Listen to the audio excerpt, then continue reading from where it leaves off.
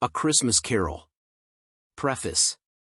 I have endeavored in this ghostly little book to raise the ghost of an idea which shall not put my readers out of humor with themselves, with each other, with the season, or with me. May it haunt their house pleasantly, and no one wish to lay it. Their faithful friend and servant, C.D. Characters: Bob Cratchit, clerk to Ebenezer Scrooge. Peter Cratchit, a son of the preceding. Tim Cratchit, Tiny Tim, a cripple, youngest son of Bob Cratchit. Mr. Fezziwig, a kind-hearted, jovial old merchant. Fred, Scrooge's nephew. Ghost of Christmas Past, a phantom showing things past.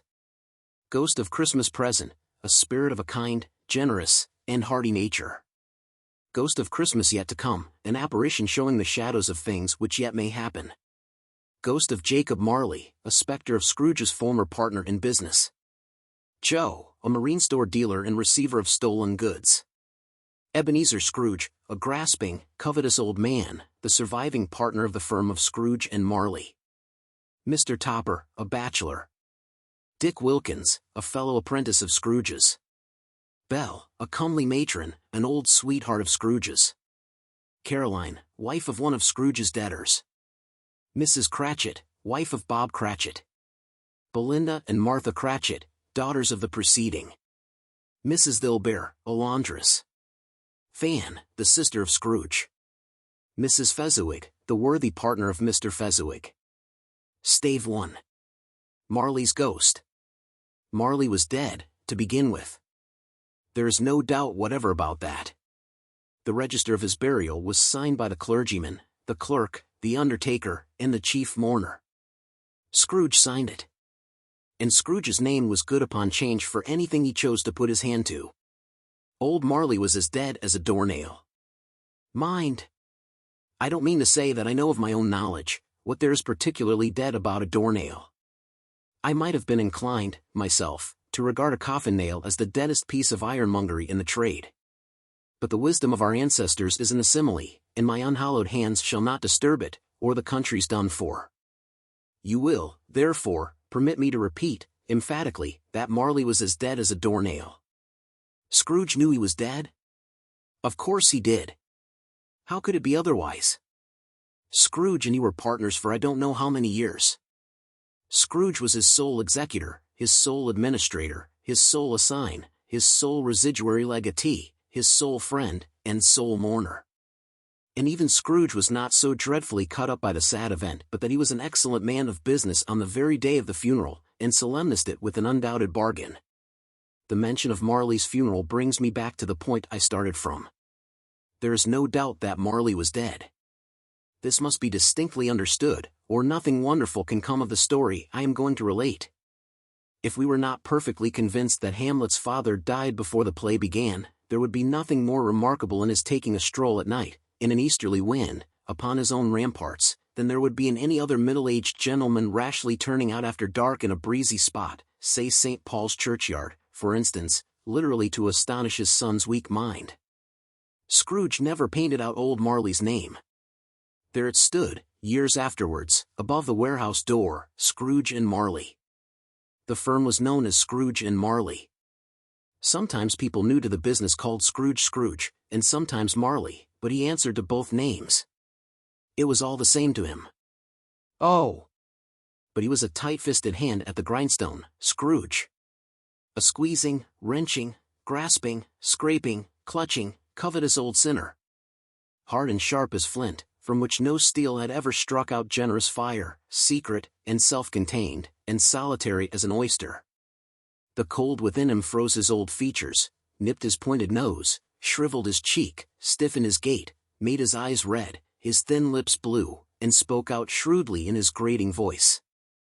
A frosty rime was on his head, and on his eyebrows, and his wiry chin.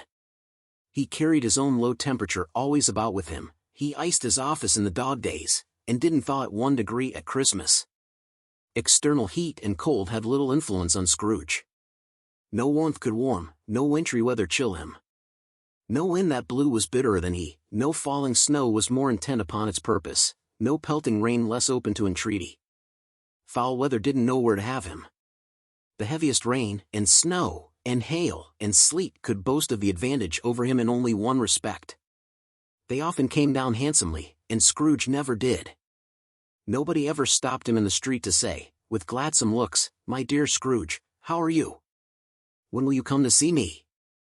No beggars implored him to bestow a trifle, no children asked him what it was o'clock, no man or woman ever once in all his life inquired the way to such and such a place, of Scrooge. Even the blind men's dogs appeared to know him, and, when they saw him coming on, would tug their owners into doorways and up courts, and then would wag their tails as though they said, "No eye at all is better than an evil eye, dark master." But what did Scrooge care? It was the very thing he liked. To edge his way along the crowded paths of life, warning all human sympathy to keep its distance, was what the knowing ones call nuts to Scrooge. Once upon a time, of all the good days in the year, on Christmas Eve, old Scrooge sat busy in his counting-house. It was cold, bleak, biting weather, foggy withal, and he could hear the people in the court outside go wheezing up and down, beating their hands upon their breasts, and stamping their feet upon the pavement stones to warm them. The city clocks had only just gone 3, but it was quite dark already. It had not been light all day, and candles were flaring in the windows of the neighboring offices, like ruddy smears upon the palpable brown air. The fog came pouring in at every chink and keyhole, and was so dense without, that, although the court was of the narrowest, the houses opposite were mere phantoms. To see the dingy cloud come drooping down, obscuring everything, one might have thought that nature lived hard by, and was brewing on a large scale. The door of Scrooge's counting-house was open, that he might keep his eye upon his clerk, who in a dismal little cell beyond, a sort of tank, was copying letters.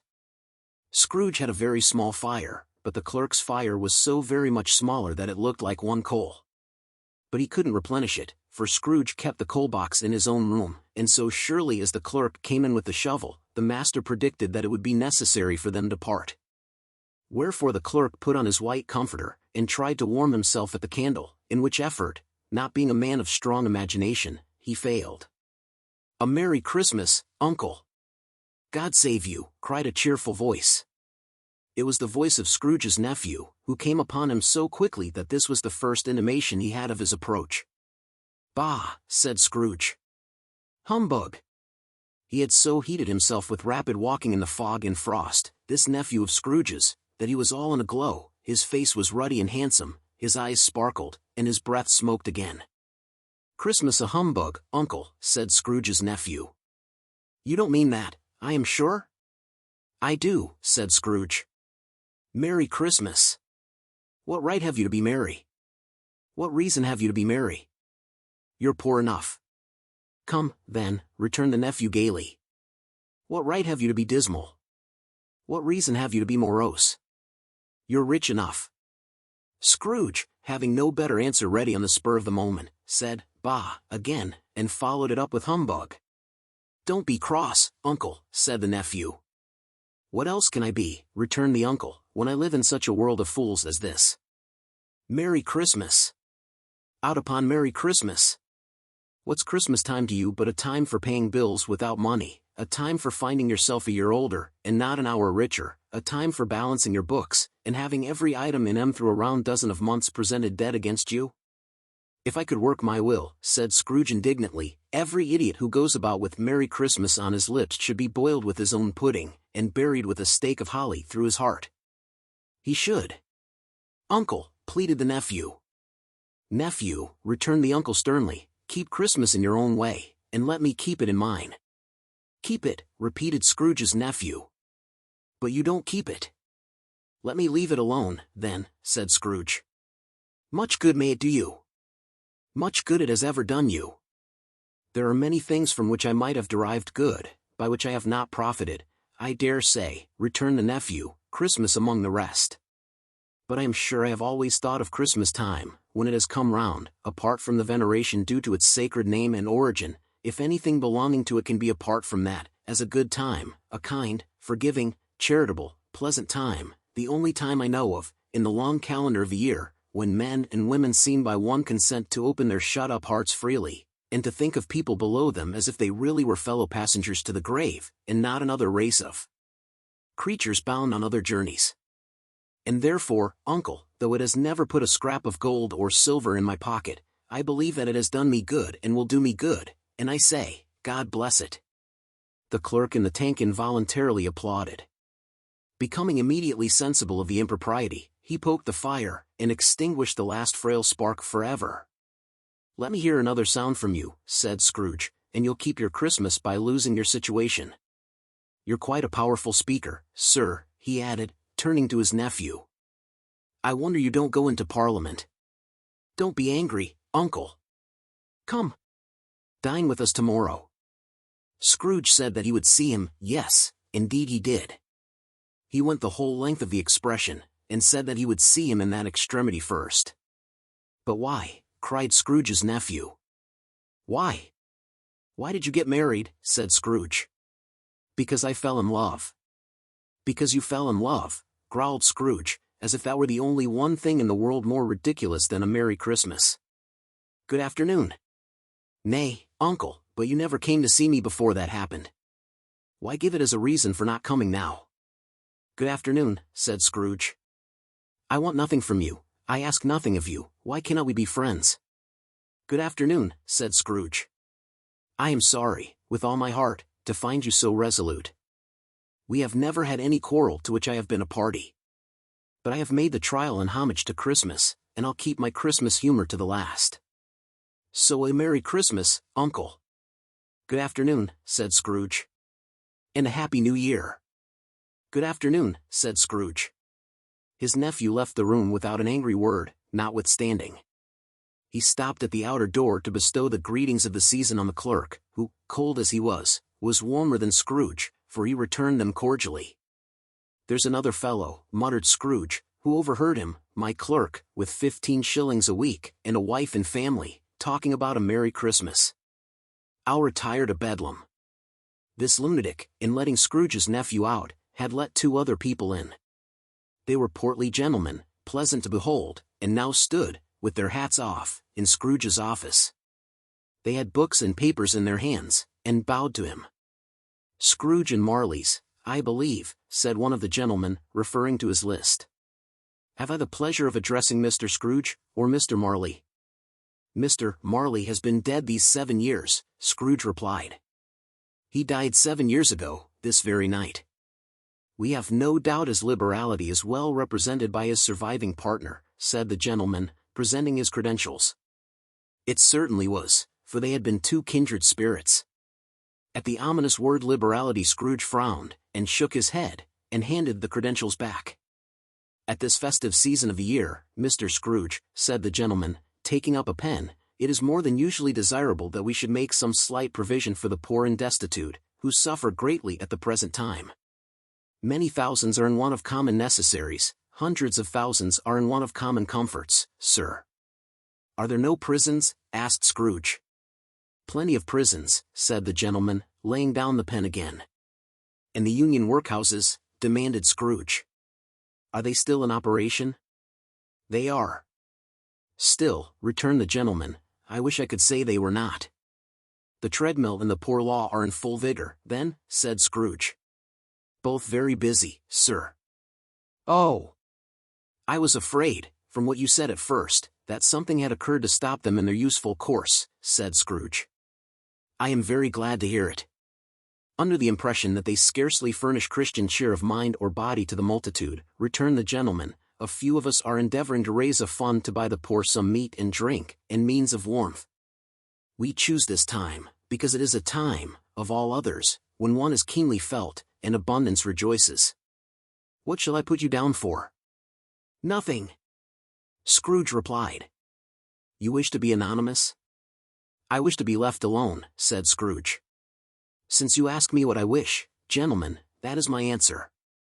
I don't make merry myself at Christmas, and I can't afford to make idle people merry. I help to support the establishments I have mentioned, they cost enough, and those who are badly off must go there. Many can't go there, and many would rather die." "If they would rather die," said Scrooge, "they had better do it, and decrease the surplus population. Besides, excuse me, I don't know that." "But you might know it," observed the gentleman. "It's not my business," Scrooge returned. "It's enough for a man to understand his own business, and not to interfere with other people's." Mine occupies me constantly. Good afternoon, gentlemen. Seeing clearly that it would be useless to pursue their point, the gentleman withdrew. Scrooge resumed his labors with an improved opinion of himself, and in a more facetious temper than was usual with him. Meanwhile the fog and darkness thickened so, that people ran about with flaring links, proffering their services to go before horses and carriages, and conduct them on their way.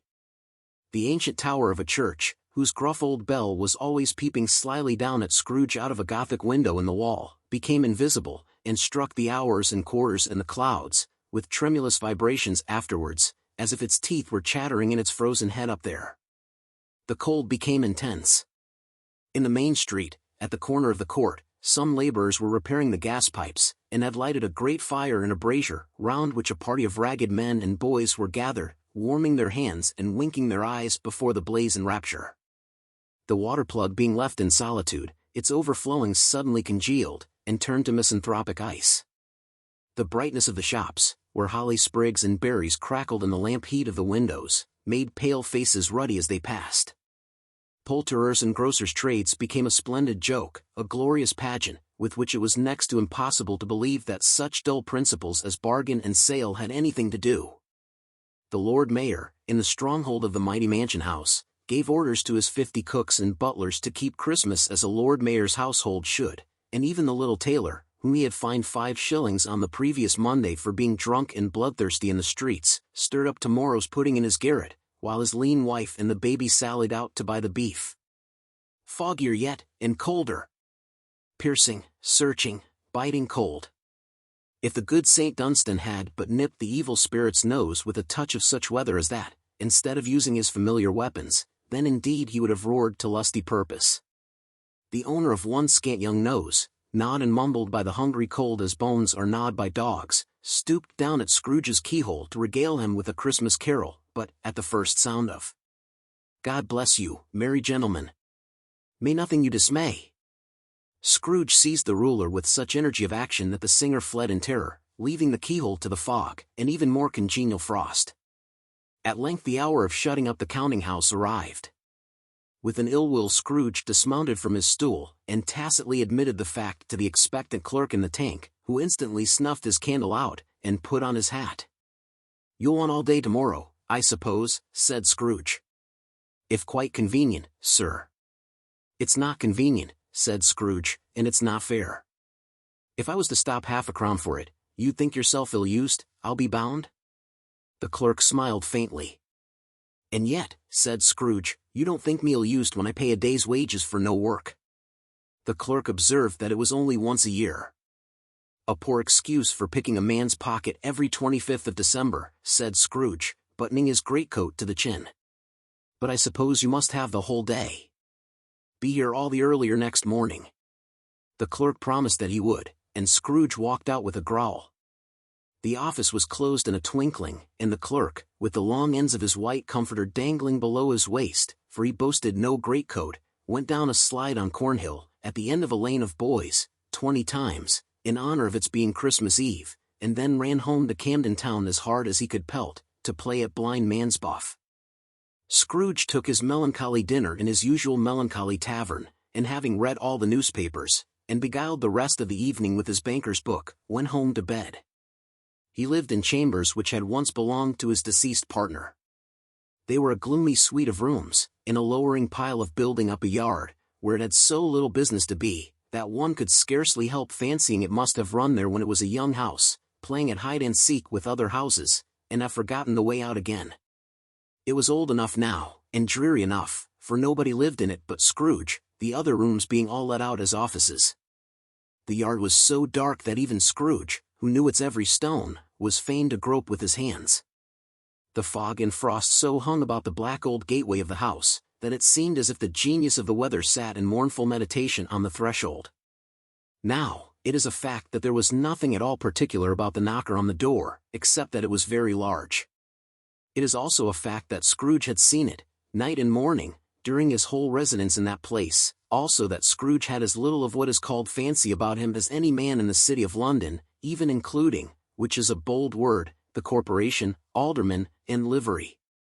let it also be borne in mind that Scrooge had not bestowed one thought on Marley since his last mention of his 7 years dead partner that afternoon. And then let any man explain to me, if he can, how it happened that Scrooge, having his key in the lock of the door, saw in the knocker, without its undergoing any intermediate process of change, not a knocker, but Marley's face. Marley's face. It was not an impenetrable shadow, as the other objects in the yard were, but had a dismal light about it, like a bad lobster in a dark cellar. It was not angry or ferocious, but looked at Scrooge as Marley used to look, with ghostly spectacles turned up on its ghostly forehead. The hair was curiously stirred, as if by breath or hot air, and, though the eyes were wide open, they were perfectly motionless. That, and its livid color, made it horrible, but its horror seemed to be in spite of the face, and beyond its control, rather than a part of its own expression. As Scrooge looked fixedly at this phenomenon, it was a knocker again. To say that he was not startled, or that his blood was not conscious of a terrible sensation to which it had been a stranger from infancy, would be untrue. But he put his hand upon the key he had relinquished, turned it sturdily, walked in, and lighted his candle. He did pause, with a moment's irresolution, before he shut the door, and he did look cautiously behind it first, as if he half expected to be terrified with the sight of Marley's pigtail sticking out into the hall. But there was nothing on the back of the door, except the screws and nuts that held the knocker on, so he said, "Pooh, pooh," and closed it with a bang. The sound resounded through the house like thunder. Every room above, and every cask in the wine merchant's cellars below, appeared to have a separate peal of echoes of its own. Scrooge was not a man to be frightened by echoes. He fastened the door, and walked across the hall, and up the stairs, slowly, too, trimming his candle as he went. You may talk vaguely about driving a coach and six up a good old flight of stairs, or through a bad young Act of Parliament, but I mean to say you might have got a hearse up that staircase, and taken it broadwise, with the splinter bar towards the wall, and the door towards the balustrades, and done it easy. There was plenty of width for that, and room to spare, which is perhaps the reason why Scrooge thought he saw a locomotive hearse going on before him in the gloom. Half a dozen gas lamps out of the street wouldn't have lighted the entry too well, so you may suppose that it was pretty dark with Scrooge's dip. Up Scrooge went, not caring a button for that. Darkness is cheap, and Scrooge liked it. But, before he shut his heavy door, he walked through his rooms to see that all was right. He had just enough recollection of the face to desire to do that. Sitting room, bedroom, lumber room. All as they should be. Nobody under the table, nobody under the sofa, a small fire in the grate, spoon and basin ready, and the little saucepan of gruel, Scrooge had a cold in his head, upon the hob. Nobody under the bed, nobody in the closet, nobody in his dressing gown, which was hanging up in a suspicious attitude against the wall. Lumber room as usual. Old fireguard, old shoes, 2 fish baskets, washing stand on 3 legs, and a poker. Quite satisfied, he closed his door, and locked himself in, double-locked himself in, which was not his custom. Thus secured against surprise, he took off his cravat, put on his dressing gown and slippers, and his nightcap, and sat down before the fire to take his gruel. It was a very low fire indeed, nothing on such a bitter night. He was obliged to sit close to it, and brood over it, before he could extract the least sensation of warmth from such a handful of fuel. The fireplace was an old one, built by some Dutch merchant long ago, and paved all round with quaint Dutch tiles, designed to illustrate the scriptures. There were Cains and Abels, Pharaoh's daughters, queens of Sheba, angelic messengers descending through the air on clouds like feather beds, Abrahams, Belshazzars, apostles putting off to sea in butterboats, hundreds of figures to attract his thoughts, and yet that face of Marley, 7 years dead, came like the ancient prophet's rod, and swallowed up the whole. If each smooth tile had been a blank at first, with power to shape some picture on its surface from the disjointed fragments of his thoughts, there would have been a copy of old Marley's head on every one. "Humbug," said Scrooge, and walked across the room. After several turns he sat down again. As he threw his head back in the chair, his glance happened to rest upon a bell, a disused bell, that hung in the room, and communicated, for some purpose now forgotten, with a chamber in the highest story of the building. It was with great astonishment, and with a strange, inexplicable dread, that, as he looked, he saw this bell begin to swing. It swung so softly in the outset that it scarcely made a sound, but soon it rang out loudly, and so did every bell in the house. This might have lasted half a minute, or a minute, but it seemed an hour. The bells ceased, as they had begun, together. They were succeeded by a clanking noise deep down below, as if some person were dragging a heavy chain over the casks in the wine merchant's cellar. Scrooge then remembered to have heard that ghosts in haunted houses were described as dragging chains. The cellar door flew open with a booming sound, and then he heard the noise much louder on the floors below, then coming up the stairs, then coming straight towards his door. "It's humbug still," said Scrooge. "I won't believe it." His color changed, though, when, without a pause, it came on through the heavy door and passed into the room before his eyes. Upon its coming in, the dying flame leaped up, as though it cried, "I know him." Marley's ghost, and fell again. The same face, the very same.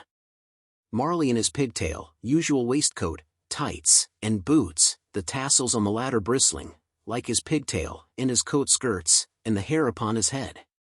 The chain he drew was clasped about his middle.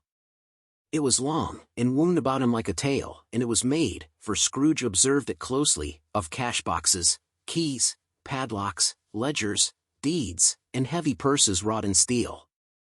His body was transparent, so that Scrooge, observing him, and looking through his waistcoat, could see the 2 buttons on his coat behind. Scrooge had often heard it said that Marley had no bowels, but he had never believed it until now. No, nor did he believe it even now. Though he looked the phantom through and through, and saw it standing before him, though he felt the chilling influence of its death-cold eyes, and marked the very texture of the folded kerchief bound about its head and chin, which wrapper he had not observed before, he was still incredulous, and fought against his senses. "How now?" said Scrooge, caustic and cold as ever. "What do you want with me?" "Much." Marley's voice, no doubt about it. "Who are you?" "Ask me who I was." "Who are you, then?" said Scrooge, raising his voice. "You're particular, for a shade." He was going to say to a shade, but substituted this, as more appropriate. "In life I was your partner, Jacob Marley." Can you sit down?" asked Scrooge, looking doubtfully at him. "I can." "Do it, then." Scrooge asked the question, because he didn't know whether a ghost so transparent might find himself in a condition to take a chair, and felt that in the event of its being impossible, it might involve the necessity of an embarrassing explanation. But the ghost sat down on the opposite side of the fireplace, as if he were quite used to it. "You don't believe in me," observed the ghost. "I don't," said Scrooge. "What evidence would you have of my reality beyond that of your own senses?" "I don't know," said Scrooge. "Why do you doubt your senses?" "Because," said Scrooge, "a little thing affects them. A slight disorder of the stomach makes them cheats. You may be an undigested bit of beef, a blot of mustard, a crumb of cheese, a fragment of an underdone potato. There's more of gravy than of grave about you, whatever you are." Scrooge was not much in the habit of cracking jokes, nor did he feel in his heart by any means waggish then. The truth is, that he tried to be smart, as a means of distracting his own attention, and keeping down his terror, for the spectre's voice disturbed the very marrow in his bones. To sit staring at those fixed, glazed eyes in silence, for a moment, would play, Scrooge felt, the very deuce with him. There was something very awful, too, in the spectre's being provided with an infernal atmosphere of his own. Scrooge could not feel it himself, but this was clearly the case, for though the ghost sat perfectly motionless, its hair, and skirts, and tassels were still agitated as by the hot vapor from an oven. "You see this toothpick?" said Scrooge, returning quickly to the charge, for the reason just assigned, and wishing, though it were only for a second, to divert the vision's stony gaze from himself. "I do," replied the ghost. "You are not looking at it," said Scrooge. "But I see it," said the ghost, notwithstanding. "Well," returned Scrooge, "I have but to swallow this, and be for the rest of my days persecuted by a legion of goblins, all of my own creation. Humbug, I tell you, humbug!" At this the spirit raised a frightful cry, and shook its chain with such a dismal and appalling noise, that Scrooge held on tight to his chair, to save himself from falling in a swoon. But how much greater was his horror when the phantom, taking off the bandage round his head, as if it were too warm to wear indoors, its lower jaw dropped down upon its breast. Scrooge fell upon his knees, and clasped his hands before his face. Mercy, he said. Dreadful apparition, why do you trouble me? Man of the worldly mind, replied the ghost, do you believe in me or not? I do, said Scrooge, I must. But why do spirits walk the earth, and why do they come to me? It is required of every man, the ghost returned, that the spirit within him should walk abroad among his fellow men, and travel far and wide, and, if that spirit goes not forth in life, it is condemned to do so after death. It is doomed to wander through the world, oh, woe is me, and witness what it cannot share, but might have shared on earth, and turn to happiness. Again the spectre raised a cry, and shook its chain and wrung its shadowy hands. You are fettered, said Scrooge, trembling. Tell me why? I wear the chain I forged in life, replied the ghost. I made it link by link, and yard by yard, I girded it on of my own free will, and of my own free will I wore it. Is its pattern strange to you? Scrooge trembled more and more. Or would you know, pursued the ghost, the weight and length of the strong coil you bear yourself? It was full as heavy and as long as this 7 Christmas Eves ago. You have labored on it since. It is a ponderous chain. Scrooge glanced about him on the floor, in the expectation of finding himself surrounded by some 50 or 60 fathoms of iron cable, but he could see nothing. Jacob, he said imploringly. Old Jacob Marley, tell me more. Speak comfort to me, Jacob. I have none to give, the ghost replied. It comes from other regions, Ebenezer Scrooge, and is conveyed by other ministers, to other kinds of men. Nor can I tell you what I would. A very little more is all permitted to me. I cannot rest, I cannot stay, I cannot linger anywhere. My spirit never walked beyond our counting house, mark me, in life my spirit never roved beyond the narrow limits of our money-changing hole, and weary journeys lie before me. It was a habit with Scrooge, whenever he became thoughtful, to put his hands in his breeches pockets. Pondering on what the ghost had said, he did so now, but without lifting up his eyes, or getting off his knees. You must have been very slow about it, Jacob, Scrooge observed in a businesslike manner, though with humility and deference. Slow, the ghost repeated. 7 years dead, mused Scrooge. And traveling all the time? The whole time, said the ghost. No rest, no peace. Incessant torture of remorse. You travel fast, said Scrooge. On the wings of the wind, replied the ghost. You might have got over a great quantity of ground in 7 years, said Scrooge. The ghost, on hearing this, set up another cry, and clanked its chain so hideously in the dead silence of the night, that the ward would have been justified in indicting it for a nuisance. Oh! Captive, bound, and double-ironed, cried the phantom, not to know that ages of incessant labor, by immortal creatures, for this earth must pass into eternity before the good of which it is susceptible is all developed. Not to know that any Christian spirit working kindly in its little sphere, whatever it may be, will find its mortal life too short for its vast means of usefulness. Not to know that no space of regret can make amends for one life's opportunities misused. Yet such was I. Oh, such was I. But you were always a good man of business, Jacob, faltered Scrooge, who now began to apply this to himself. Business, cried the ghost, wringing its hands again. Mankind was my business. The common welfare was my business, charity, mercy, forbearance, and benevolence were, all, my business. The dealings of my trade were but a drop of water in the comprehensive ocean of my business. It held up its chain at arm's length, as if that were the cause of all its unavailing grief, and flung it heavily upon the ground again. At this time of the rolling year, the spectre said, I suffer most. Why did I walk through crowds of fellow beings with my eyes turned down, and never raise them to that blessed star which led the wise men to a poor abode? Were there no poor homes to which its light would have conducted me? Scrooge was very much dismayed to hear the spectre going on at this rate, and began to quake exceedingly. Hear me, cried the ghost. My time is nearly gone.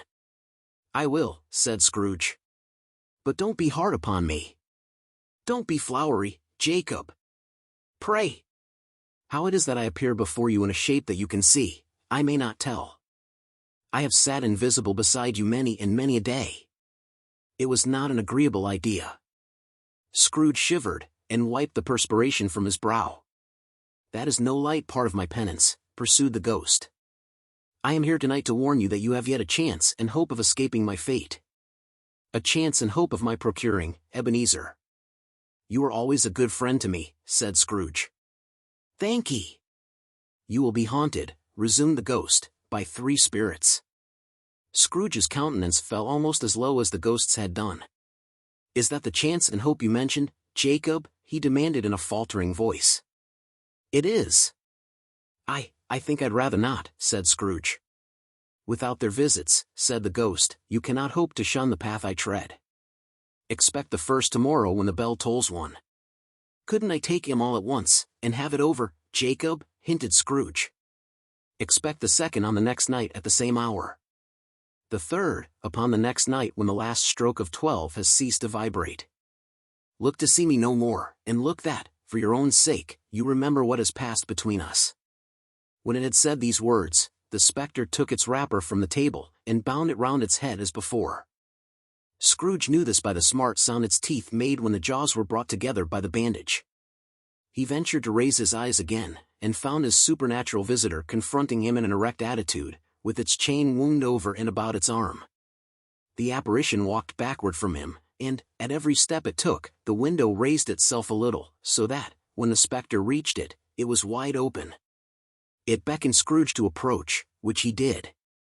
When they were within 2 paces of each other, Marley's ghost held up its hand, warning him to come no nearer.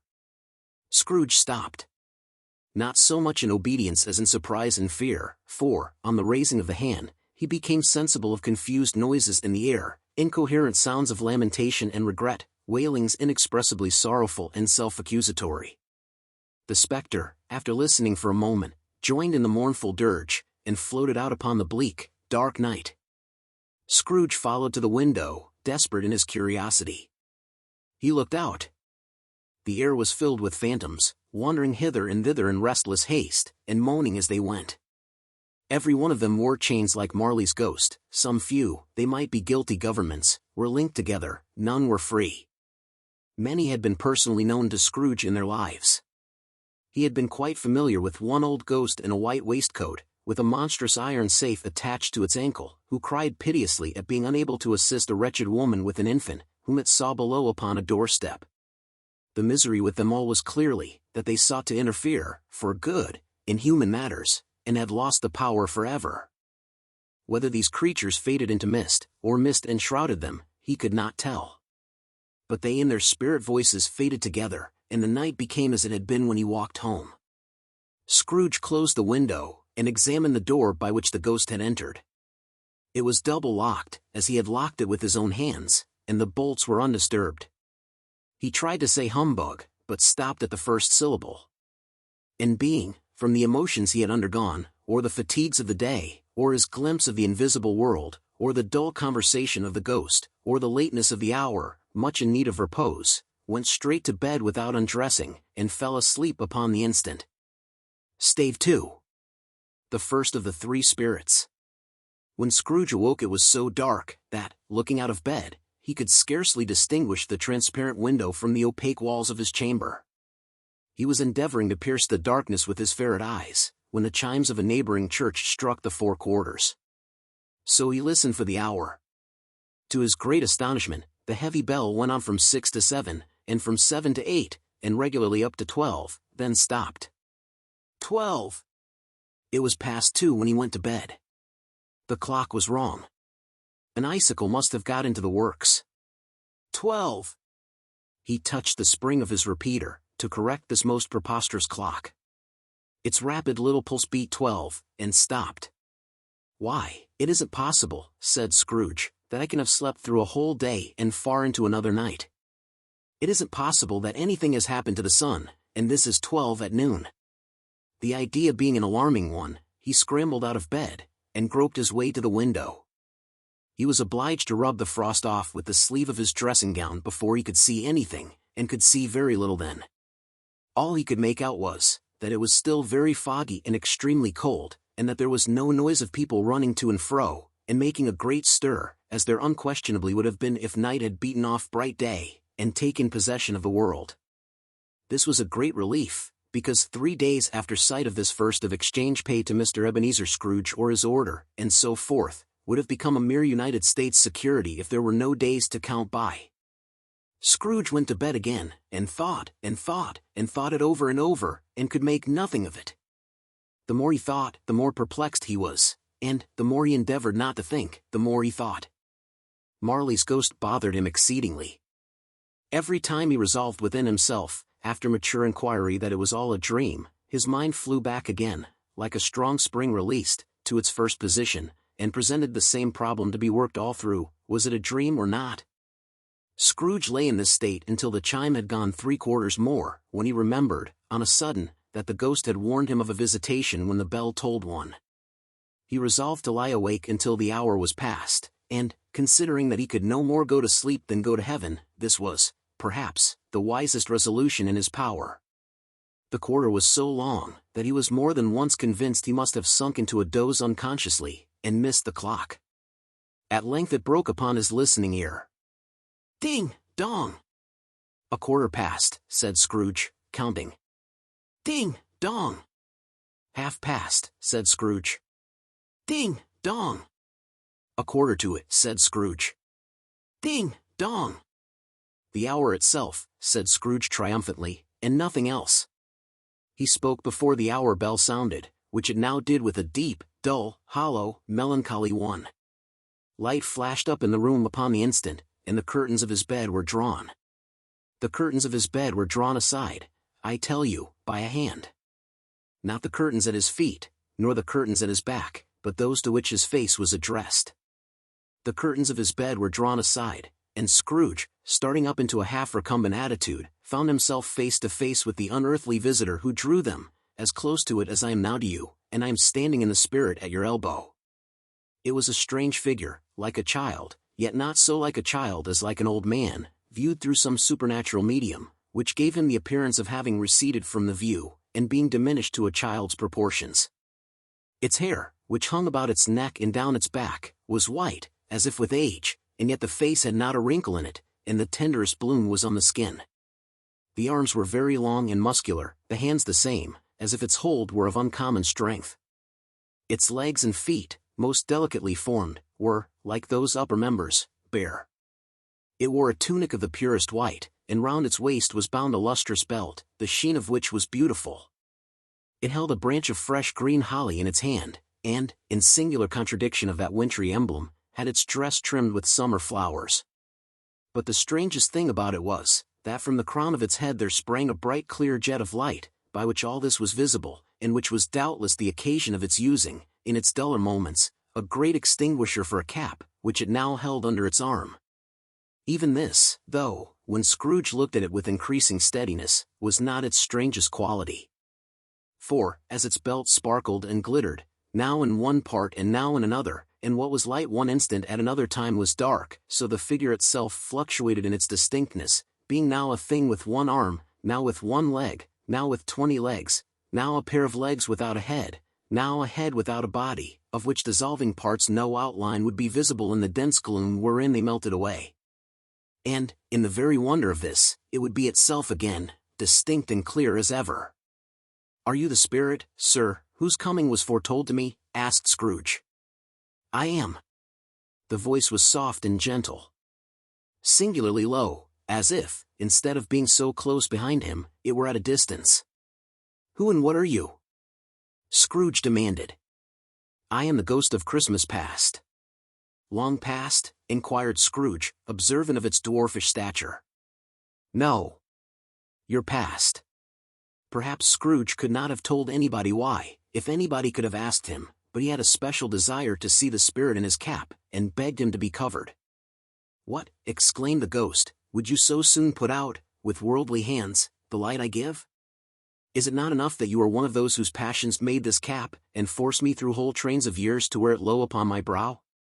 Scrooge reverently disclaimed all intention to offend or any knowledge of having wilfully bonneted the spirit at any period of his life. He then made bold to inquire what business brought him there. "Your welfare," said the ghost. Scrooge expressed himself much obliged, but could not help thinking that a night of unbroken rest would have been more conducive to that end. The spirit must have heard him thinking, for it said immediately, "Your reclamation, then. Take heed. It put out its strong hand as it spoke, and clasped him gently by the arm. "Rise! And walk with me." It would have been in vain for Scrooge to plead that the weather and the hour were not adapted to pedestrian purposes, that bed was warm, and the thermometer a long way below freezing, that he was clad but lightly in his slippers, dressing gown, and nightcap, and that he had a cold upon him at that time. The grasp, though gentle as a woman's hand, was not to be resisted. He rose, but, finding that the spirit made towards the window, clasped its robe in supplication. "I am a mortal," Scrooge remonstrated, "and liable to fall." "Bear but a touch of my hand there," said the spirit, laying it upon his heart, "and you shall be upheld in more than this." As the words were spoken, they passed through the wall, and stood upon an open country road, with fields on either hand. The city had entirely vanished. Not a vestige of it was to be seen. The darkness and the mist had vanished with it, for it was a clear, cold, winter day, with snow upon the ground. "Good heaven," said Scrooge, clasping his hands together, as he looked about him. "I was bred in this place. I was a boy here." The spirit gazed upon him mildly. Its gentle touch, though it had been light and instantaneous, appeared still present to the old man's sense of feeling. He was conscious of 1,000 odors floating in the air, each one connected with 1,000 thoughts, and hopes, and joys, and cares long, long forgotten. "Your lip is trembling," said the ghost. "And what is that upon your cheek?" Scrooge muttered, with an unusual catching in his voice, that it was a pimple, and begged the ghost to lead him where he would. "You recollect the way?" inquired the spirit. "Remember it," cried Scrooge with fervor. "I could walk it blindfold." "Strange to have forgotten it for so many years," observed the ghost. "Let us go on." They walked along the road, Scrooge recognizing every gate, and post, and tree, until a little market town appeared in the distance, with its bridge, its church, and winding river. Some shaggy ponies now were seen trotting towards them with boys upon their backs, who called to other boys in country gigs and carts, driven by farmers. All these boys were in great spirits, and shouted to each other, until the broad fields were so full of merry music, that the crisp air laughed to hear it. "These are but shadows of the things that have been," said the ghost. "They have no consciousness of us." The jocund travelers came on, and as they came, Scrooge knew and named them every one. Why was he rejoiced beyond all bounds to see them? Why did his cold eye glisten, and his heart leap up as they went past? Why was he filled with gladness when he heard them give each other Merry Christmas, as they parted at crossroads and byways for their several homes? What was Merry Christmas to Scrooge? Out upon Merry Christmas! What good had it ever done to him? "The school is not quite deserted," said the ghost. "A solitary child, neglected by his friends, is left there still." Scrooge said he knew it. And he sobbed.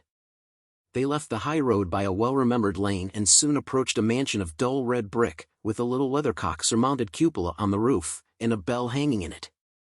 It was a large house, but one of broken fortunes, for the spacious offices were little used, their walls were damp and mossy, their windows broken, and their gates decayed. Fowls clucked and strutted in the stables, and the coach-houses and sheds were overrun with grass. Nor was it more retentive of its ancient state within, for, entering the dreary hall, and glancing through the open doors of many rooms, they found them poorly furnished, cold, and vast. There was an earthy savor in the air, a chilly bareness in the place, which associated itself somehow with too much getting up by candlelight and not too much to eat. They went, the ghost and Scrooge, across the hall, to a door at the back of the house. It opened before them, and disclosed a long, bare, melancholy room, made barer still by lines of plain deal forms and desks. At one of these a lonely boy was reading near a feeble fire, and Scrooge sat down upon a form, and wept to see his poor forgotten self as he had used to be. Not a latent echo in the house, not a squeak and scuffle from the mice behind the paneling, not a drip from the half-thawed water-spout in the dull yard behind, not a sigh among the leafless boughs of one despondent poplar, not the idle swinging of an empty storehouse door, no, not a clicking in the fire, but fell upon the heart of Scrooge with softening influence, and gave a freer passage to his tears. The spirit touched him on the arm, and pointed to his younger self, intent upon his reading. Suddenly a man in foreign garments, wonderfully real and distinct to look at, stood outside the window, with an axe stuck in his belt, and leading by the bridle an ass laden with wood. "Why, it's Ali Baba!" Scrooge exclaimed in ecstasy. "It's dear old honest Ali Baba." "Yes, yes, I know. One Christmas time, when yonder solitary child was left here all alone, he did come, for the first time, just like that. Poor boy!" "And Valentine," said Scrooge, "and his wild brother, Orson, there they go. And what's his name, who was put down in his drawers, asleep, at the gate of Damascus, don't you see him? And the Sultan's groom turned upside down by the genii, there he is upon his head. Serve him right. I'm glad of it. What business had he to be married to the princess?"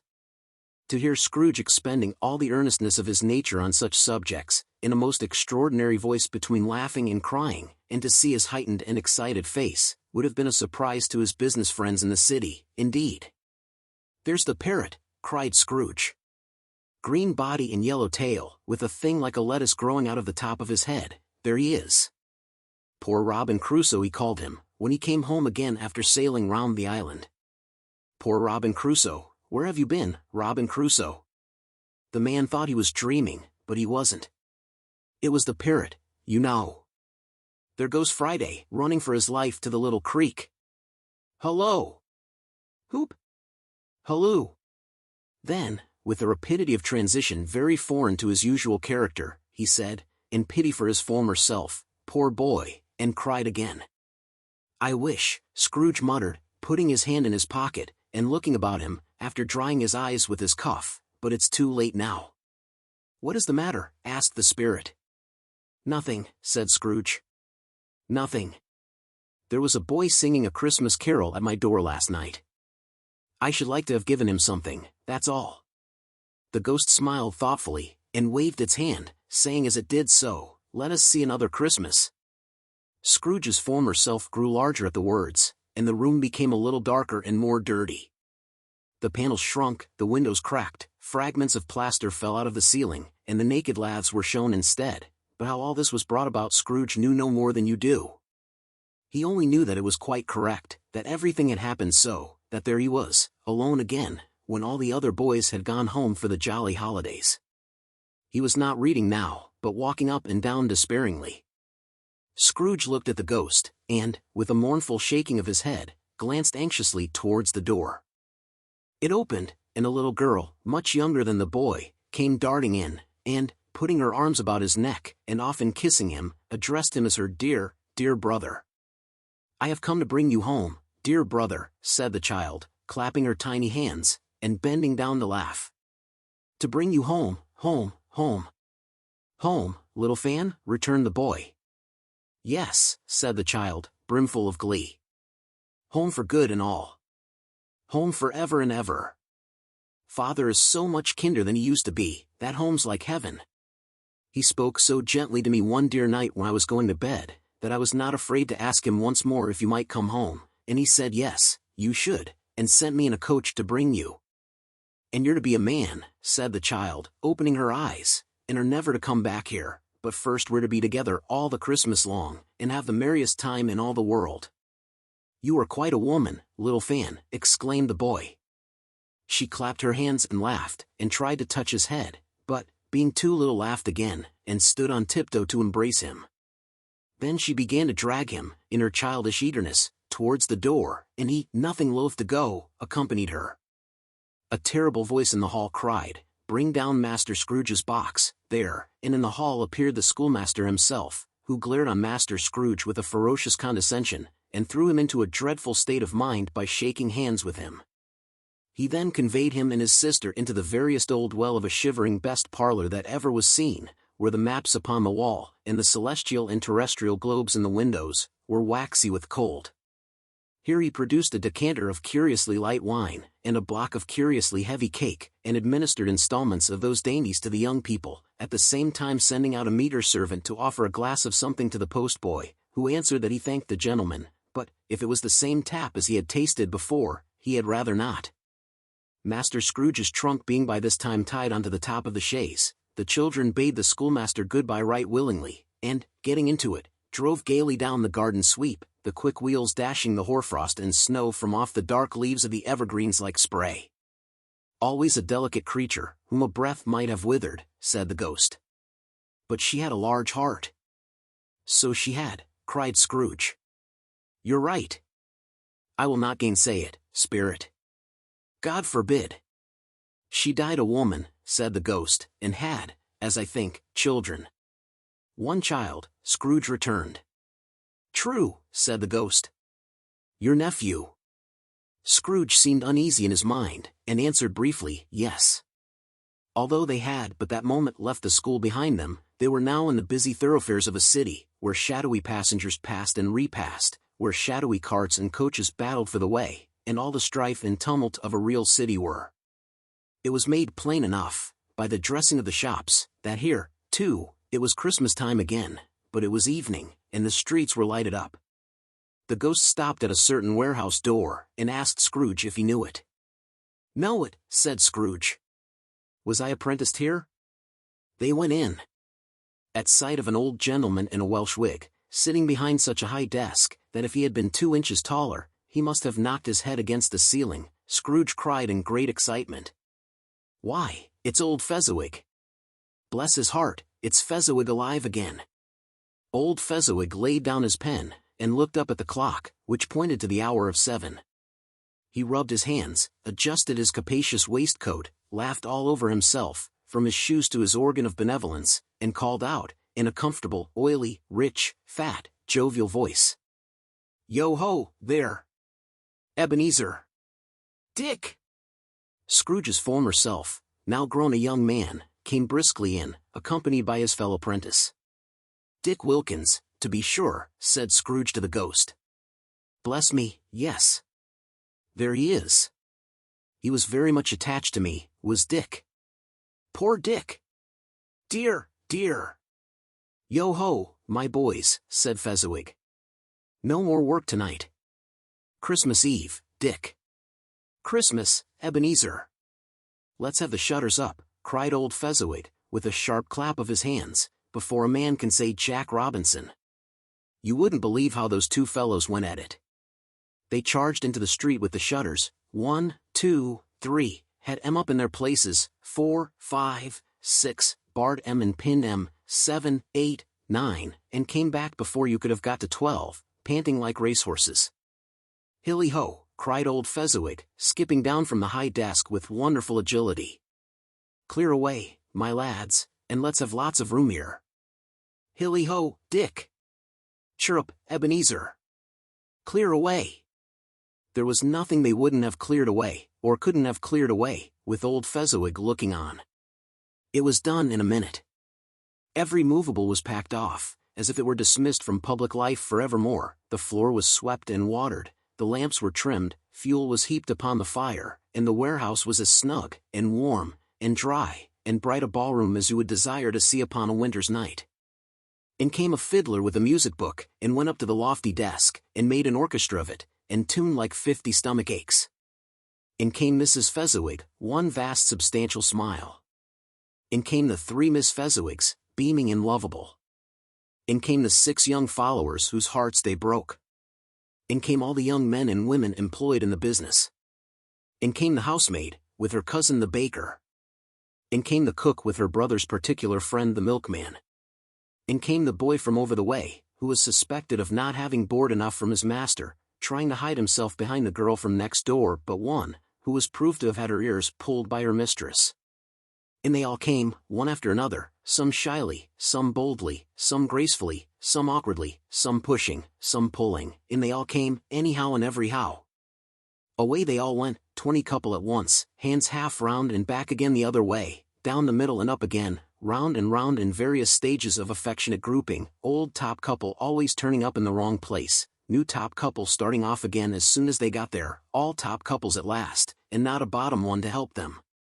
When this result was brought about, old Fezziwig, clapping his hands to stop the dance, cried out, "Well done," and the fiddler plunged his hot face into a pot of porter, especially provided for that purpose. But, scorning rest upon his reappearance, he instantly began again, though there were no dancers yet, as if the other fiddler had been carried home, exhausted, on a shutter, and he were a brand new man resolved to beat him out of sight, or perish. There were more dances, and there were forfeits, and more dances, and there was cake, and there was negus, and there was a great piece of cold roast, and there was a great piece of cold boiled, and there were mince pies, and plenty of beer. But the great effect of the evening came after the roast and boiled, when the fiddler, an artful dog, mind. The sort of man who knew his business better than you or I could have told it him, struck up Sir Roger de Coverley. Then old Fezziwig stood out to dance with Mrs. Fezziwig. Top couple, too, with a good stiff piece of work cut out for them, 3 or 4 and 20 pair of partners, people who were not to be trifled with, people who would dance, and had no notion of walking. But if they had been twice as many, for times, old Fezziwig would have been a match for them, and so would Mrs. Fezziwig. As to her, she was worthy to be his partner in every sense of the term. If that's not high praise, tell me higher, and I'll use it. A positive light appeared to issue from Fezziwig's calves. They shone in every part of the dance like moons. You couldn't have predicted, at any given time, what would become of them next. And when old Fezziwig and Mrs. Fezziwig had gone all through the dance, advance and retire, both hands to your partner, bow and curtsy, corkscrew, thread the needle, and back again to your place, Fezziwig cut so deftly, that he appeared to wink with his legs, and came upon his feet again without a stagger. When the clock struck 11, this domestic ball broke up.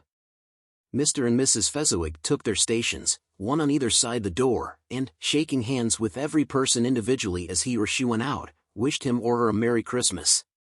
When everybody had retired but the 2 prentices, they did the same to them, and thus the cheerful voices died away, and the lads were left to their beds, which were under a counter in the back shop. During the whole of this time Scrooge had acted like a man out of his wits. His heart and soul were in the scene, and with his former self. He corroborated everything, remembered everything, enjoyed everything, and underwent the strangest agitation. It was not until now, when the bright faces of his former self and Dick were turned from them, that he remembered the ghost, and became conscious that it was looking full upon him, while the light upon its head burnt very clear. "A small matter," said the ghost, "to make these silly folks so full of gratitude." "Small," echoed Scrooge. The spirit signed to him to listen to the 2 apprentices, who were pouring out their hearts in praise of Fezziwig, and when he had done so, said, "Why? Is it not? He has spent but a few pounds of your mortal money, 3 or 4, perhaps. Is that so much that he deserves this praise?" "It isn't that," said Scrooge, heated by the remark, and speaking unconsciously like his former, not his latter self. "It isn't that, spirit. He has the power to render us happy or unhappy, to make our service light or burdensome, a pleasure or a toil. Say that his power lies in words and looks, in things so slight and insignificant that it is impossible to add and count them up, what then? The happiness he gives is quite as great as if it cost a fortune." He felt the spirit's glance, and stopped. "What is the matter?" asked the ghost. "Nothing particular," said Scrooge. "Something, I think," the ghost insisted. "No," said Scrooge, "no. I should like to be able to say a word or 2 to my clerk just now. That's all." His former self turned down the lamps as he gave utterance to the wish, and Scrooge and the ghost again stood side by side in the open air. "My time grows short," observed the spirit. "Quick!" This was not addressed to Scrooge, or to any one whom he could see, but it produced an immediate effect. For again Scrooge saw himself. He was older now, a man in the prime of life. His face had not the harsh and rigid lines of later years, but it had begun to wear the signs of care and avarice. There was an eager, greedy, restless motion in the eye, which showed the passion that had taken root, and where the shadow of the growing tree would fall. He was not alone, but sat by the side of a fair young girl in a mourning dress, in whose eyes there were tears, which sparkled in the light that shone out of the ghost of Christmas past. "It matters little," she said softly. "To you, very little. Another idol has displaced me, and, if it can cheer and comfort you in time to come as I would have tried to do, I have no just cause to grieve." "What idol has displaced you?" he rejoined. "A golden one." "This is the even-handed dealing of the world," he said. "There is nothing on which it is so hard as poverty, and there is nothing it professes to condemn with such severity as the pursuit of wealth." "You fear the world too much," she answered gently. "All your other hopes have merged into the hope of being beyond the chance of its sordid reproach. I have seen your nobler aspirations fall off one by one, until the master passion, gain, engrosses you. Have I not? What then? He retorted. Even if I have grown so much wiser, what then? I am not changed towards you. She shook her head. Am I? Our contract is an old one. It was made when we were both poor, and content to be so, until, in good season, we could improve our worldly fortune by our patient industry. You are changed. When it was made you were another man. I was a boy, he said impatiently. Your own feeling tells you that you are not what you are, she returned. I am. That which promised happiness when we were one in heart is fraught with misery now that we are two. How often and how keenly I have thought of this I will not say. It is enough that I have thought of it, and can release you. Have I ever sought release? In words. No. Never. In what, then? In a changed nature, in an altered spirit, in another atmosphere of life, another hope as its great end. In everything that made my love of any worth or value in your sight. If this had never been between us, said the girl, looking mildly, but with steadiness, upon him, tell me, would you seek me out and try to win me now? Ah, no! He seemed to yield to the justice of this supposition in spite of himself. But he said, with a struggle, you think not. I would gladly think otherwise if I could, she answered. Heaven knows. When I have learned a truth like this, I know how strong and irresistible it must be. But if you were free today, tomorrow, yesterday, can even I believe that you would choose a dowerless girl, you who, in your very confidence with her, weigh everything by gain, or, choosing her, if for a moment you were false enough to your one guiding principle to do so, do I not know that your repentance and regret would surely follow? I do, and I release you. With a full heart, for the love of him you once were. He was about to speak, but, with her head turned from him, she resumed. You may, the memory of what is past half makes me hope you will have pain in this. A very, very brief time, and you will dismiss the recollection of it gladly, as an unprofitable dream, from which it happened well that you awoke. May you be happy in the life you have chosen. She left him, and they parted. Spirit, said Scrooge, show me no more. Conduct me home. Why do you delight to torture me? One shadow more, exclaimed the ghost. No more, cried Scrooge. No more. I don't wish to see it. Show me no more. But the relentless ghost pinioned him in both his arms, and forced him to observe what happened next.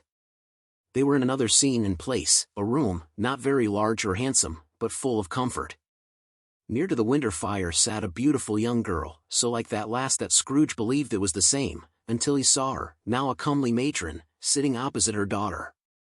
The noise in this room was perfectly tumultuous, for there were more children there than Scrooge in his agitated state of mind could count, and, unlike the celebrated herd in the poem, there were not 40 children conducting themselves like one, but every child was conducting itself like 40.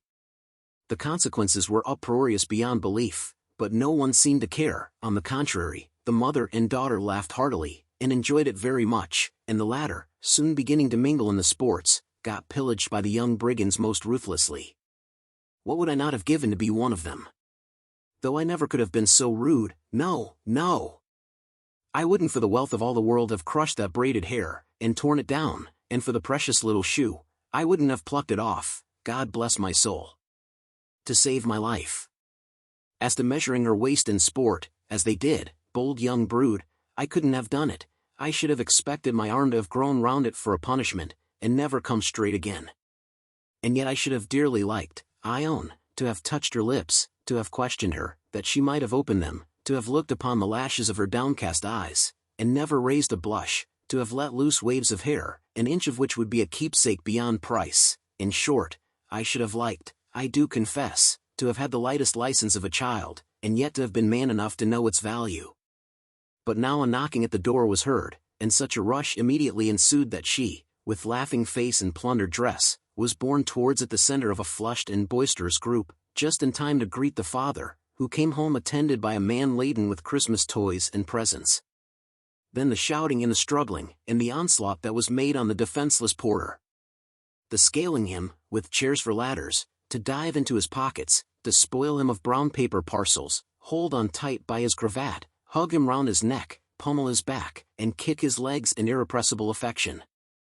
The shouts of wonder and delight with which the development of every package was received. The terrible announcement that the baby had been taken in the act of putting a doll's frying pan into his mouth, and was more than suspected of having swallowed a fictitious turkey, glued on a wooden platter. The immense relief of finding this a false alarm. The joy, and gratitude, and ecstasy. They are all indescribable alike. It is enough that, by degrees, the children and their emotions got out of the parlor, and, by one stair at a time, up to the top of the house, where they went to bed, and so subsided. And now Scrooge looked on more attentively than ever, when the master of the house, having his daughter leaning fondly on him, sat down with her and her mother at his own fireside, and when he thought that such another creature, quite as graceful and as full of promise, might have called him father, and been a springtime in the haggard winter of his life, his sight grew very dim indeed. "Belle," said the husband, turning to his wife with a smile, "I saw an old friend of yours this afternoon."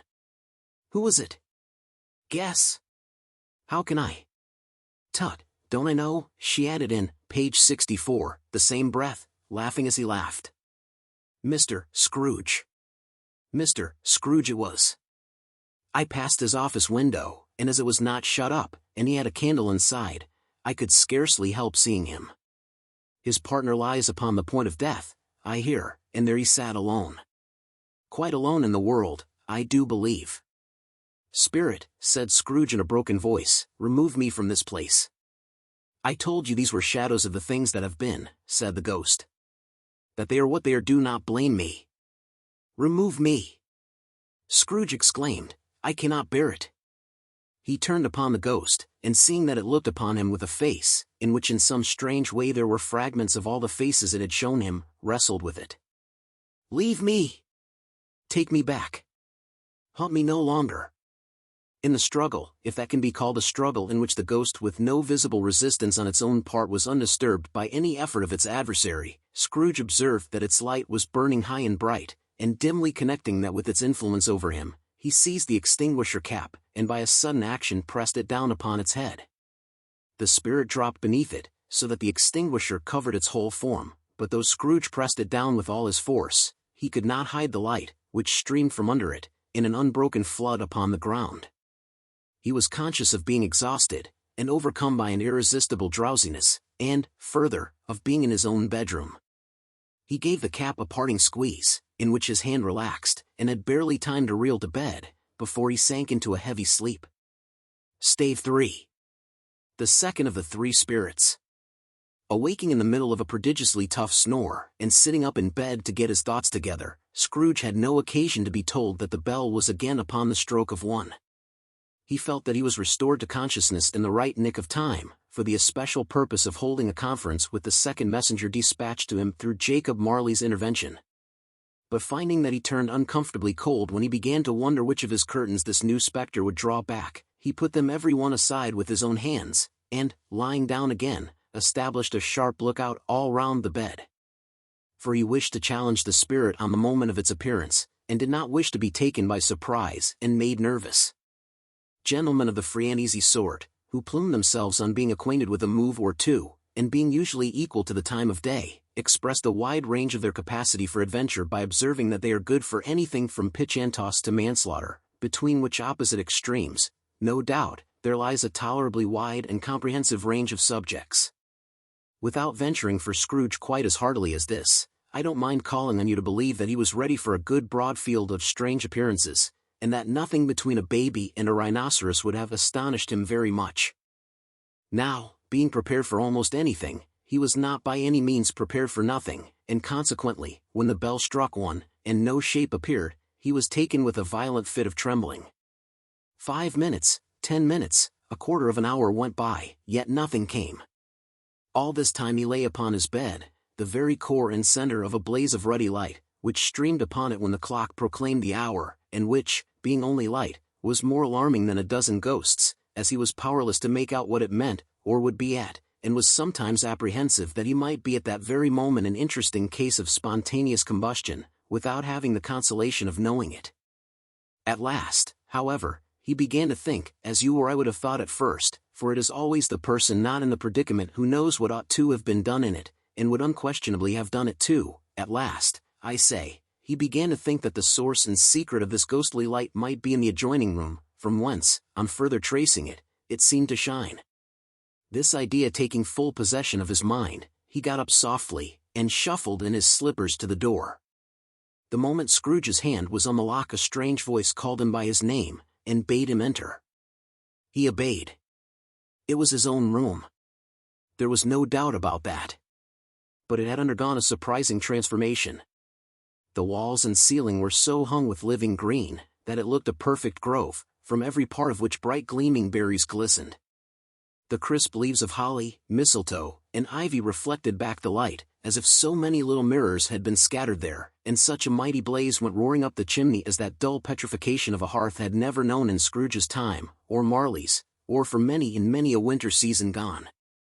Heaped up on the floor, to form a kind of throne, were turkeys, geese, game, poultry, brawn, great joints of meat, sucking pigs, long wreaths of sausages, mince pies, plum puddings, barrels of oysters, red-hot chestnuts, cherry-cheeked apples, juicy oranges, luscious pears, immense twelfth cakes, and seething bowls of punch, that made the chamber dim with their delicious steam. In easy state upon this couch there sat a jolly giant, glorious to see, who bore a glowing torch, in shape not unlike Plenty's horn, and held it up, high up, to shed its light on Scrooge as he came peeping round the door. "Come in," exclaimed the ghost. "Come in. And know me better, man." Scrooge entered timidly, and hung his head before this spirit. He was not the dogged Scrooge he had been, and though the spirit's eyes were clear and kind, he did not like to meet them. "I am the ghost of Christmas Present," said the spirit. "Look upon me."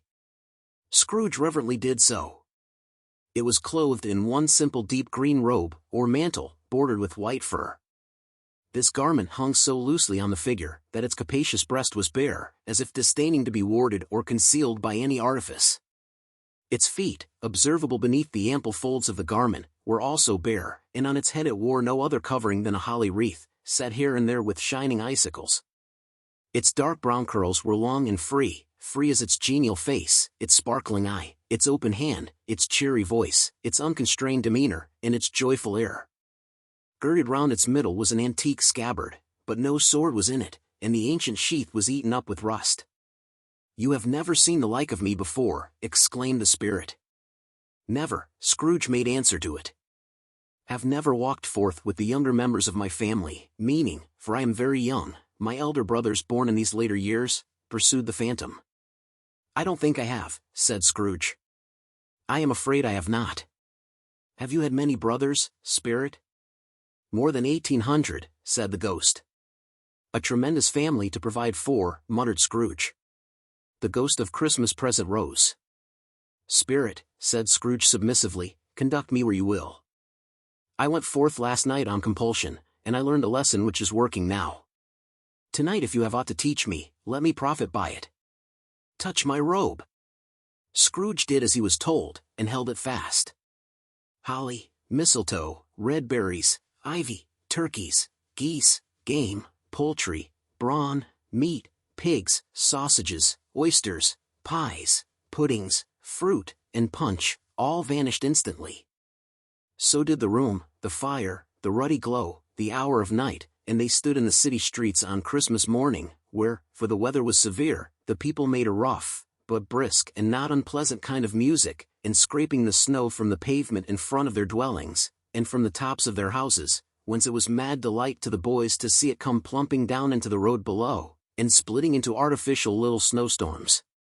The house fronts looked black enough, and the windows blacker, contrasting with the smooth white sheet of snow upon the roofs, and with the dirtier snow upon the ground, which last deposit had been plowed up in deep furrows by the heavy wheels of carts and wagons, furrows that crossed and recrossed each other hundreds of times where the great streets branched off, and made intricate channels, hard to trace in the thick yellow mud and icy water. The sky was gloomy, and the shortest streets were choked up with a dingy mist, half thawed, half frozen, whose heavier particles descended in a shower of sooty atoms, as if all the chimneys in Great Britain had, by one consent, caught fire, and were blazing away to their dear hearts' content. There was nothing very cheerful in the climate or the town, and yet was there an air of cheerfulness abroad that the clearest summer air and brightest summer sun might have endeavored to diffuse in vain.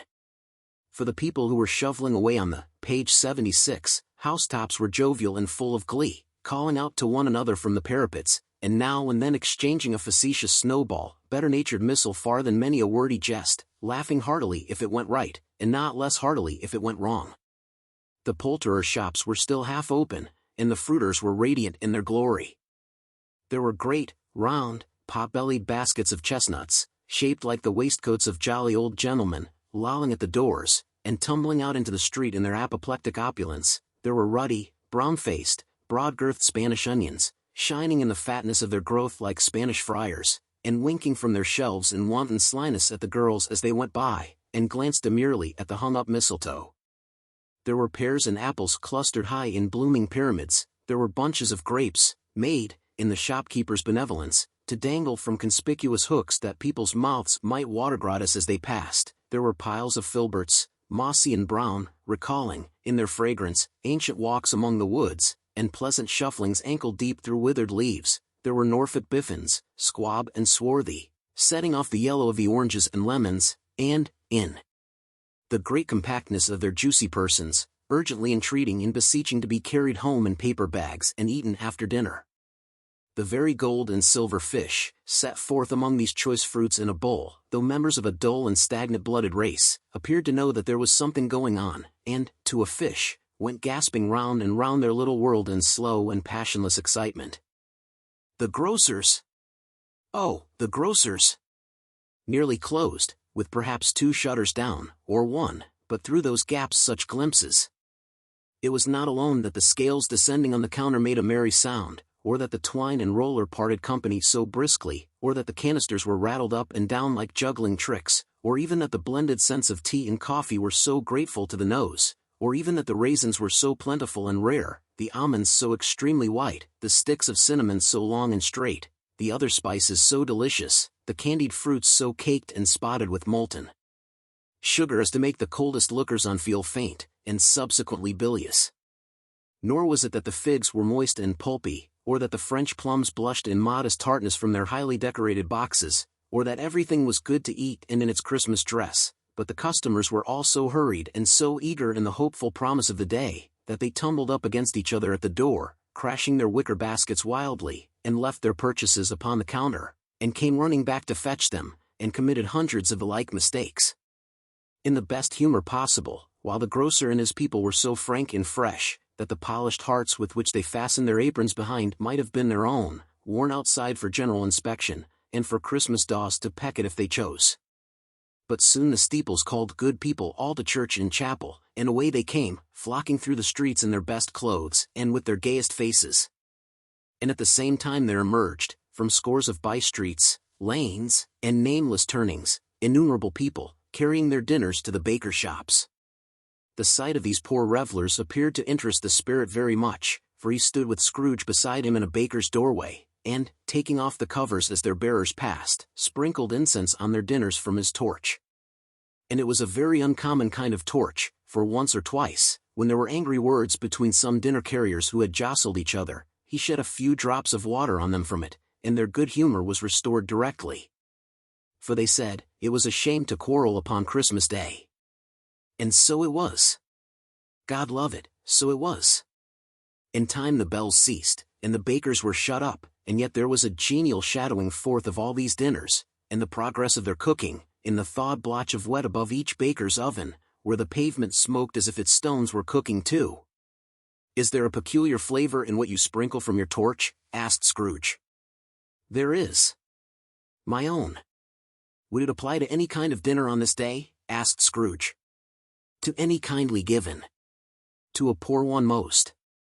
"Why to a poor one most?" asked Scrooge. "Because it needs it most." "Spirit," said Scrooge, after a moment's thought, "I wonder you, of all the beings in the many worlds about us, should desire to cramp these people's opportunities of innocent enjoyment." "Aye," cried the Spirit. "You would deprive them of their means of dining every 7th day, often the only day on which they can be said to dine at all," said Scrooge, "wouldn't you?" "Aye," cried the Spirit. "You seek to close these places on the 7th day," said Scrooge. and it comes to the same thing. I seek, exclaimed the spirit. Forgive me if I am wrong. It has been done in your name, or at least in that of your family, said Scrooge.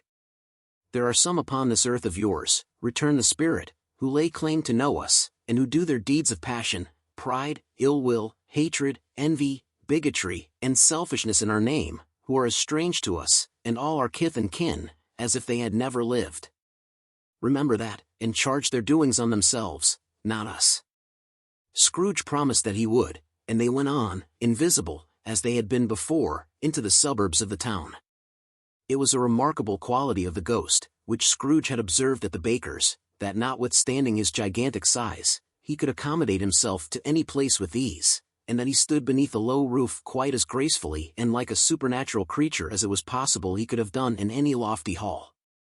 And perhaps it was the pleasure the good spirit had in showing off this power of his, or else it was his own kind, generous, hearty nature, and his sympathy with all poor men, that led him straight to Scrooge's clerks, for there he went, and took Scrooge with him, holding to his robe, and on the threshold of the door the spirit smiled, and stopped to bless Bob Cratchit's dwelling with the sprinklings of his torch. Think of that! Bob had but 15 bob a week himself, he pocketed on Saturdays but 15 copies of his Christian name, and yet the ghost of Christmas present blessed his four-roomed house. Then up rose Mrs. Cratchit, Cratchit's wife, dressed out but poorly in a twice-turned gown, but brave in ribbons, which are cheap, and make a goodly show for sixpence, and she laid the cloth, assisted by Belinda Cratchit, second of her daughters, also brave in ribbons, while Master Peter Cratchit plunged a fork into the saucepan of potatoes, and getting the corners of his monstrous shirt collar, Bob's private property, conferred upon his son and heir in honor of the day, into his mouth. Rejoiced to find himself so gallantly attired, and yearned to show his linen in the fashionable parks. And now 2 smaller Cratchits, boy and girl, came tearing in, screaming that outside the baker's they had smelt the goose, and known it for their own, and basking in luxurious thoughts of sage and onion, these young Cratchits danced about the table, and exalted Master Peter Cratchit to the skies, while he, not proud, although his collars nearly choked him, blew the fire, until the slow potatoes, bubbling up, knocked loudly at the saucepan lid to be let out and peeled. What has ever got your precious father, then, said Mrs. Cratchit. And your brother, Tiny Tim? And Martha warned as late last Christmas Day by half an hour. Here's Martha, mother, said a girl, appearing as she spoke. Here's Martha, mother, cried the 2 young Cratchits. Hurrah! There's such a goose, Martha. Why, bless your heart alive, my dear, how late you are, said Mrs. Cratchit, kissing her a dozen times, and taking off her shawl and bonnet for her with officious zeal. We'd a deal of work to finish up last night, replied the girl, and had to clear away this morning, mother. Well, never mind so long as you are come, said Mrs. Cratchit. Sit ye down before the fire, my dear, and have a warm, Lord bless ye. No, no! There's father coming, cried the 2 young Cratchits, who were everywhere at once. Hide, Martha, hide. So Martha hid herself, and in came little Bob, the father, with at least 3 feet of comforter, exclusive of the fringe, hanging down before him, and his threadbare clothes darned up and brushed to look seasonable, and Tiny Tim upon his shoulder. Alas for Tiny Tim, he bore a little crutch, and had his limbs supported by an iron frame. Why, where's our Martha? Cried Bob Cratchit, looking round. Not coming, said Mrs. Cratchit. Not coming, said Bob, with a sudden declension in his high spirits, for he had been Tim's blood horse all the way from church, and had come home rampant. Not coming upon Christmas Day.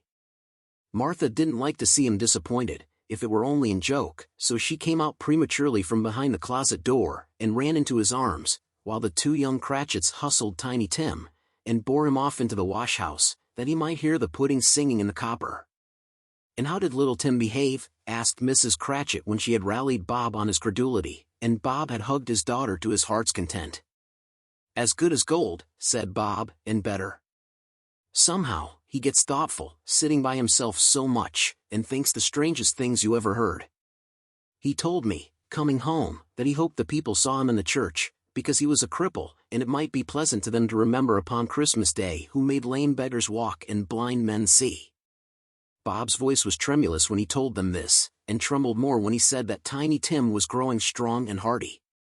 His active little crutch was heard upon the floor, and back came Tiny Tim before another word was spoken, escorted by his brother and sister to his stool beside the fire, and while Bob, turning up his cuffs, as if, poor fellow, they were capable of being made, page 84, more shabby, compounded some hot mixture in a jug with gin and lemons, and stirred it round and round, and put it on the hob to simmer, Master Peter and the two ubiquitous young Cratchits went to fetch the goose, with which they soon returned in high procession. Such a bustle ensued that you might have thought a goose the rarest of all birds, a feathered phenomenon, to which a black swan was a matter of course, and, in truth, it was something very like it in that house. Mrs. Cratchit made the gravy, ready beforehand in a little saucepan, hissing hot. Master Peter mashed the potatoes with incredible vigor, Miss Belinda sweetened up the applesauce, Martha dusted the hot plates, Bob took Tiny Tim beside him in a tiny corner at the table, the two young Cratchits set chairs for everybody, not forgetting themselves, and, mounting guard upon their posts, crammed spoons into their mouths, lest they should shriek for goose before, page 86, their turn came to be helped. At last the dishes were set on, and grace was said. It was succeeded by a breathless pause, as Mrs. Cratchit, looking slowly all along the carving knife, prepared to plunge it in the breast, but when she did, and when the long-expected gush of stuffing issued forth, one murmur of delight arose all round the board, and even Tiny Tim, excited by the two young Cratchits, beat on the table with the handle of his knife and feebly cried hurrah. There never was such a goose. Bob said he didn't believe there ever was such a goose cooked. Its tenderness and flavor, size and cheapness, were the themes of universal admiration. Eked out by applesauce and mashed potatoes, it was a sufficient dinner for the whole family. Indeed, as Mrs. Cratchit said with great delight, surveying one small atom of a bone upon the dish, they hadn't ate it all at last. Yet every one had had enough, and the youngest Cratchits, in particular, were steeped in sage and onion to the eyebrows. But now, the plates being changed by Miss Belinda, Mrs. Cratchit left the room alone, too nervous to bear witnesses, to take the pudding up and bring it in. Suppose it should not be done enough. Suppose it should break in turning out. Suppose somebody should have got over the wall of the backyard and stolen it, while they were merry with the goose, a supposition at which the two young Cratchits became livid. All sorts of horrors were supposed. Hullo! A great deal of steam. The pudding was out of the copper. A smell like a washing day. That was the cloth. A smell like an eating house and a pastry cook's next door to each other, with a laundress's next door to that. That was the pudding. In half a minute Mrs. Cratchit entered, flushed, but smiling proudly, with the pudding, like a speckled cannonball, so hard and firm, blazing in half a quartern of ignited brandy, and bedight with Christmas holly stuck into the top. Oh, a wonderful pudding! Bob Cratchit said, and calmly too, that he regarded it as the greatest success achieved by Mrs. Cratchit since their marriage. Mrs. Cratchit said that, now the weight was off her mind, she would confess she had her doubts about the quantity of flour. Everybody had something to say about it, but nobody said or thought it was at all a small pudding for a large family. It would have been flat heresy to do so. Any Cratchit would have blushed to hint at such a thing. At last the dinner was all done, the cloth was cleared, the hearth swept, and the fire made up. The compound and the jug being tasted and considered perfect, apples and oranges were put upon the table, and a shovel full of chestnuts on the fire. Then all the Cratchit family drew round the hearth in what Bob Cratchit called a circle, meaning half a one, and at Bob Cratchit's elbow stood the family display of glass. 2 tumblers and a custard cup without a handle. These held the hot stuff from the jug, however, as well as golden goblets would have done, and Bob served it out with beaming looks, while the chestnuts on the fire sputtered and cracked noisily. Then Bob proposed. "A Merry Christmas to us all, my dears. God bless us." Which all the family re-echoed. "God bless us every one," said Tiny Tim, the last of all. He sat very close to his father's side, upon his little stool. Bob held his withered little hand to his, as if he loved the child, and wished to keep him by his side, and dreaded that he might be taken from him. "Spirit," said Scrooge, with an interest he had never felt before, "tell me if Tiny Tim will live." "I see a vacant seat," replied the ghost, "in the poor chimney corner, and a crutch without an owner, carefully preserved." If these shadows remain unaltered by the future, the child will die. No, no, said Scrooge. Oh no, kind spirit. Say he will be spared. If these shadows remain unaltered by the future, none other of my race, returned the ghost, will find him here. What then? If he be like to die, he had better do it, and decrease the surplus population. Scrooge hung his head to hear his own words quoted by the spirit, and was overcome with penitence and grief. Man, said the ghost, if man you be in heart, not adamant, forbear that wicked cant until you have discovered what the surplus is, and where it is. Will you decide what men shall live, what men shall die? It may be that, in the sight of heaven, you are more worthless and less fit to live than millions like this poor man's child. O God! To hear the insect on the leaf pronouncing on the too much life among his hungry brothers in the dust.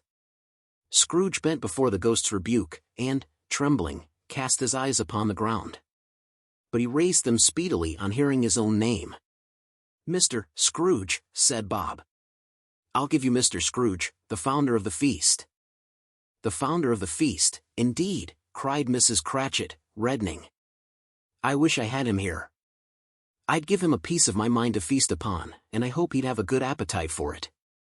My dear, said Bob, the children. Christmas Day.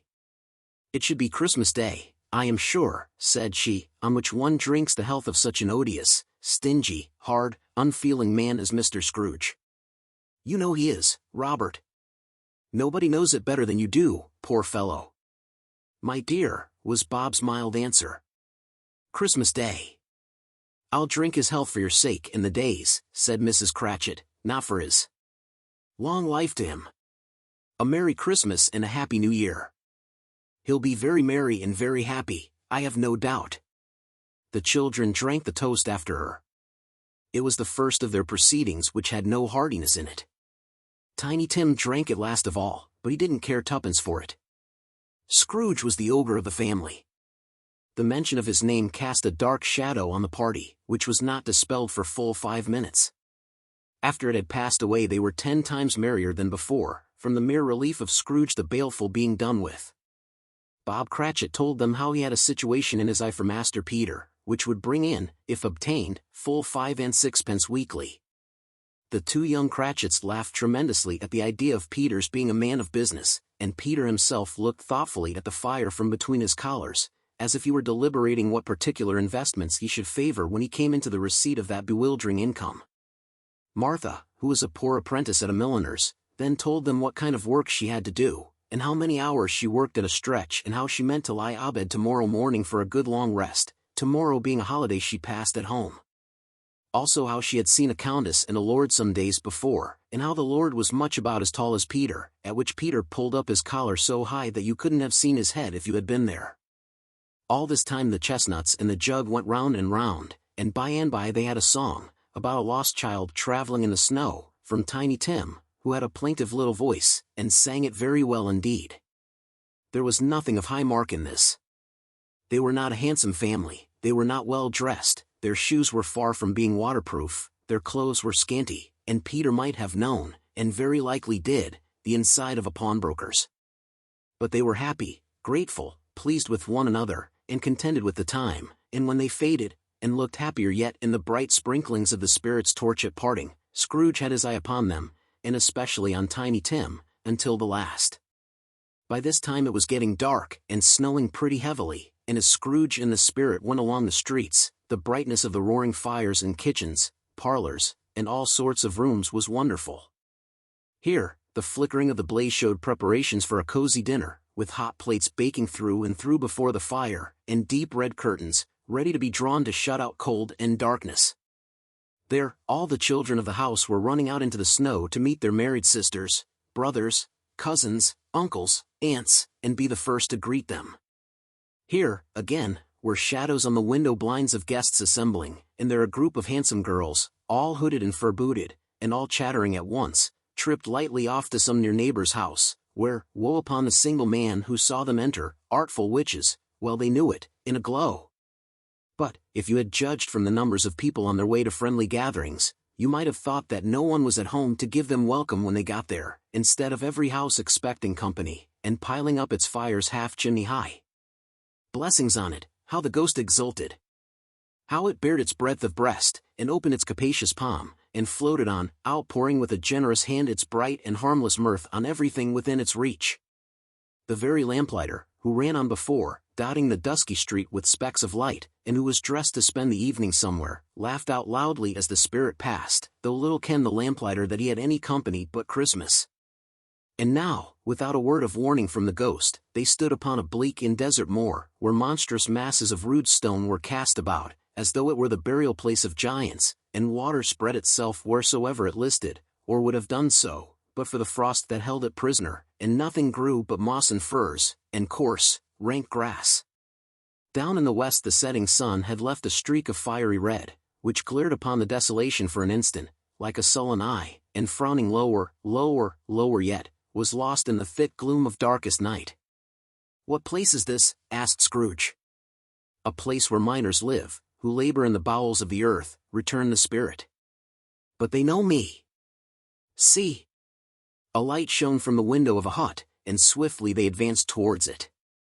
Passing through the wall of mud and stone, they found a cheerful company assembled round a glowing fire.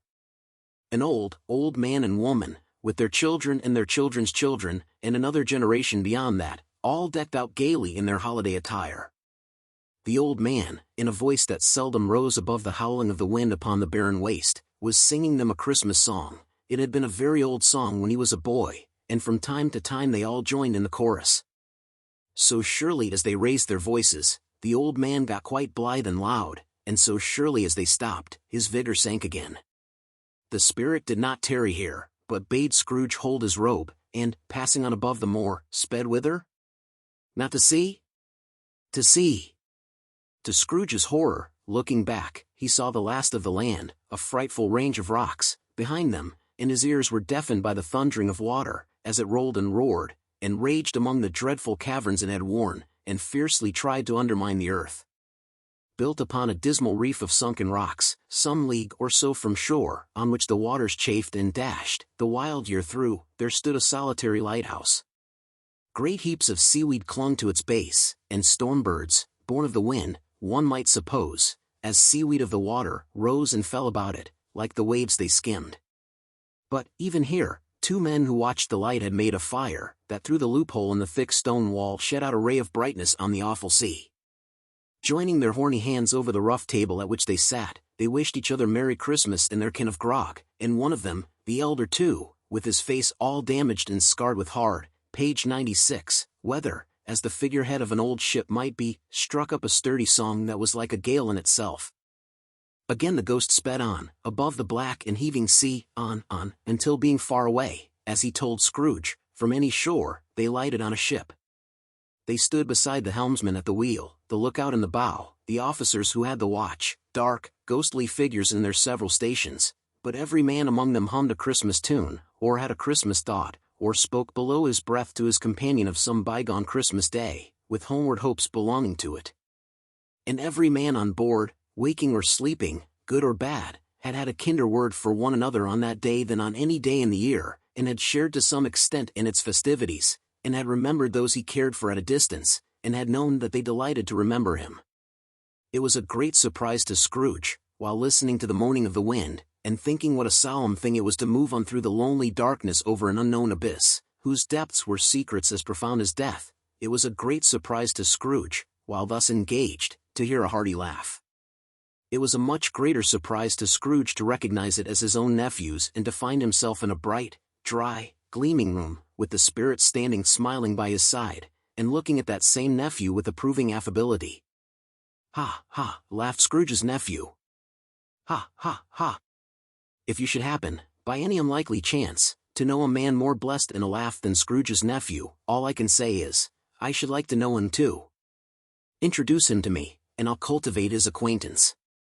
It is a fair, even-handed, noble adjustment of things, that while there is infection in disease and sorrow, there is nothing in the world so irresistibly contagious as laughter and good humor." When Scrooge's nephew laughed in this way, holding his sides, rolling his head, and twisting his face into the most extravagant contortions, Scrooge's niece, by marriage, laughed as heartily as he. And their assembled friends, being not a bit behindhand, roared out lustily. Ha, ha, ha, ha, ha, ha. He said that Christmas was a humbug, as I live, cried Scrooge's nephew. He believed it, too. More shame for him, Fred, said Scrooge's niece indignantly. Bless those women. They never do anything by halves. They are always in earnest. She was very pretty, exceedingly pretty. With a dimpled, surprised-looking, capital face, a ripe little mouth, that seemed made to be kissed, as no doubt it was, all kinds of good little dots about her chin, that melted into one another when she laughed, and the sunniest pair of eyes you ever saw in any little creature's head. Altogether she was what you would have called provoking, you know, but satisfactory, too. Oh, perfectly satisfactory. He's a comical old fellow, said Scrooge's nephew, that's the truth, and not so pleasant as he might be. However, his offenses carry their own punishment, and I have nothing to say against him. I'm sure he is very rich, Fred, hinted Scrooge's niece. At least, you always tell me so. What of that, my dear, said Scrooge's nephew. His wealth is of no use to him. He don't do any good with it. He don't make himself comfortable with it. He hasn't the satisfaction of thinking, ha, ha, ha, that he is ever going to benefit us with it. I have no patience with him, observed Scrooge's niece. Scrooge's niece's sisters, and all the other ladies, expressed the same opinion. Oh, I have, said Scrooge's nephew. I am sorry for him, I couldn't be angry with him if I tried. Who suffers by his ill whims? Himself always. Here he takes it into his head to dislike us, and he won't come and dine with us. What's the consequence? He don't lose much of a dinner. Indeed, I think he loses a very good dinner, page 99, rupped Scrooge's niece. Everybody else said the same, and they must be allowed to have been competent judges, because they had just had dinner, and with the dessert upon the table, were clustered round the fire, by lamplight. Well, I am very glad to hear it, said Scrooge's nephew, because I haven't any great faith in these young housekeepers. What do you say, Topper? Topper had clearly got his eye upon one of Scrooge's niece's sisters, for he answered that a bachelor was a wretched outcast, who had no right to express an opinion on the subject. Whereat Scrooge's niece's sister, the plump one with the lace tucker, not the one with the roses, blushed.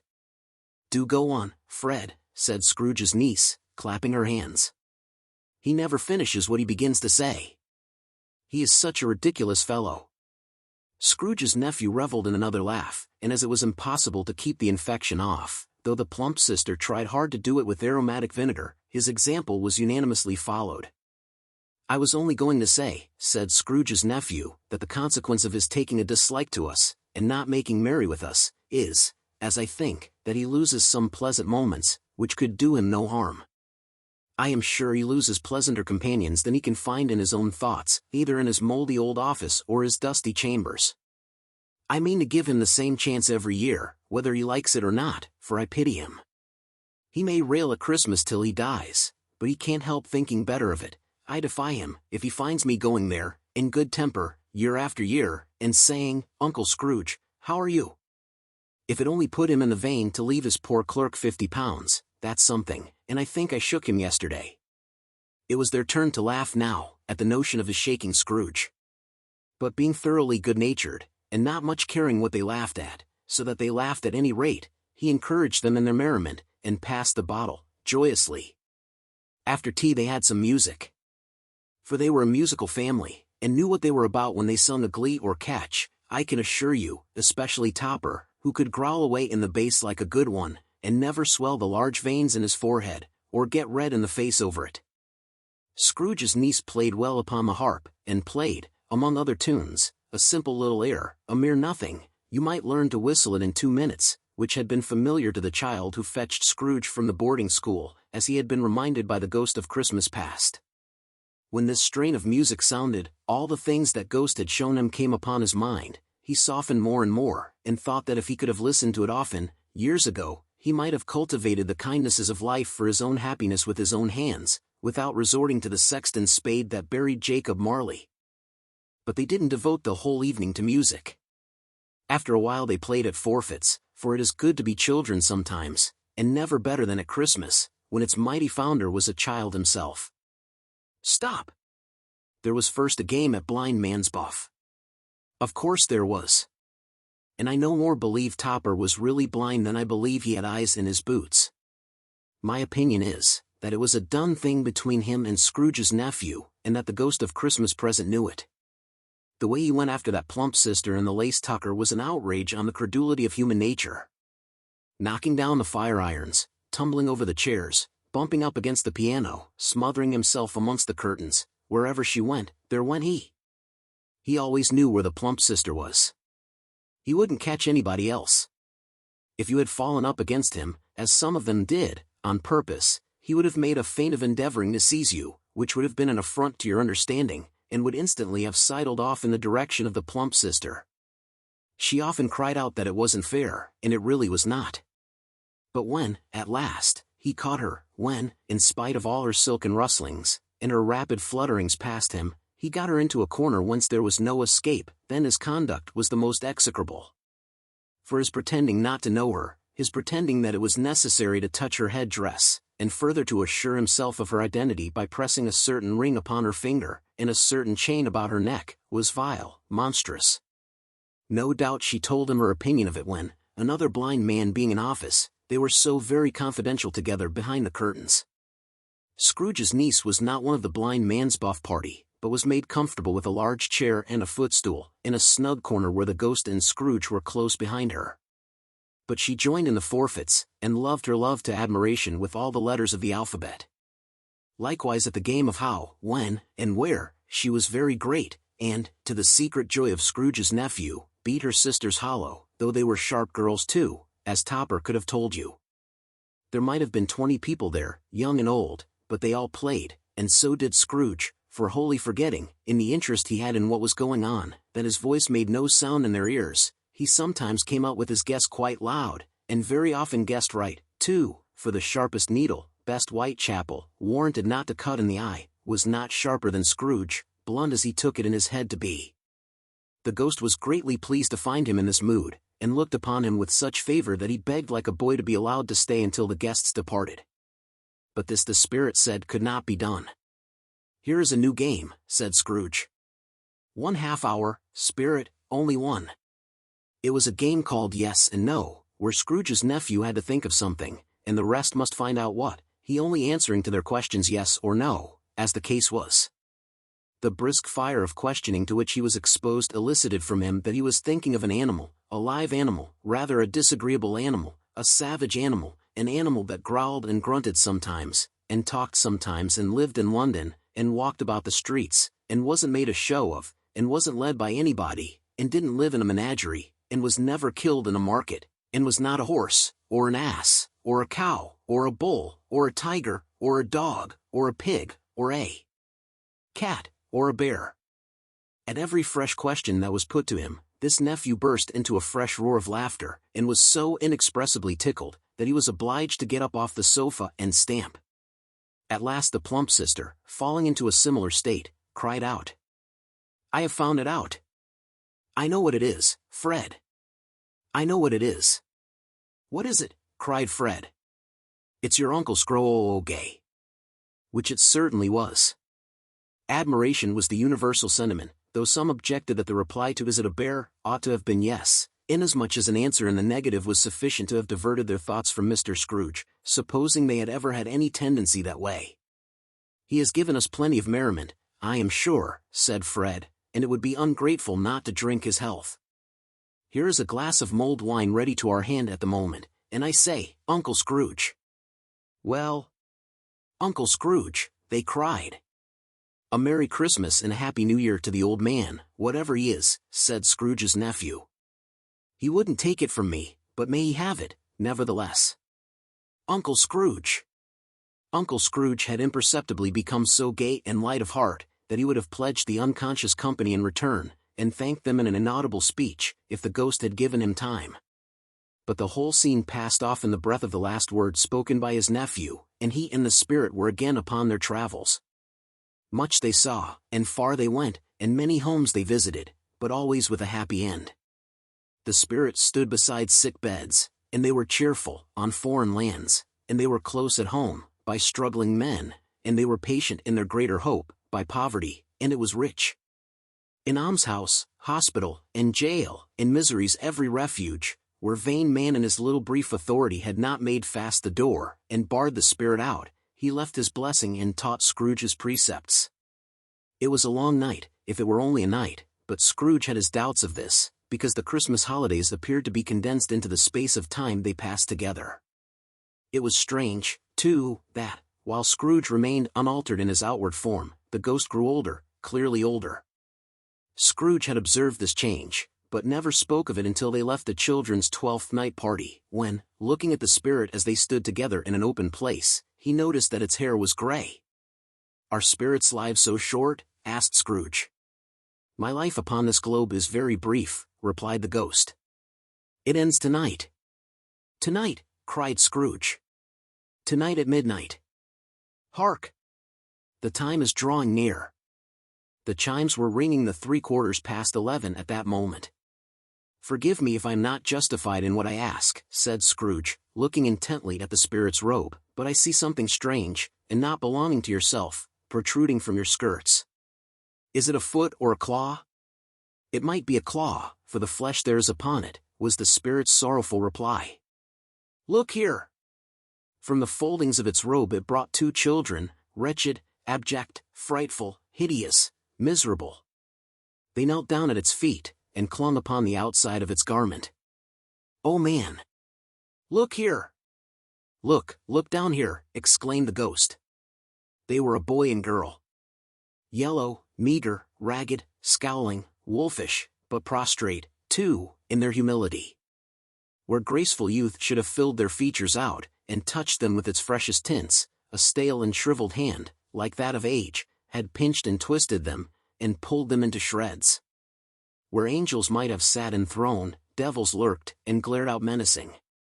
No change, no degradation, no perversion of humanity in any grade, through all the mysteries of wonderful creation, has monsters half so horrible in dread.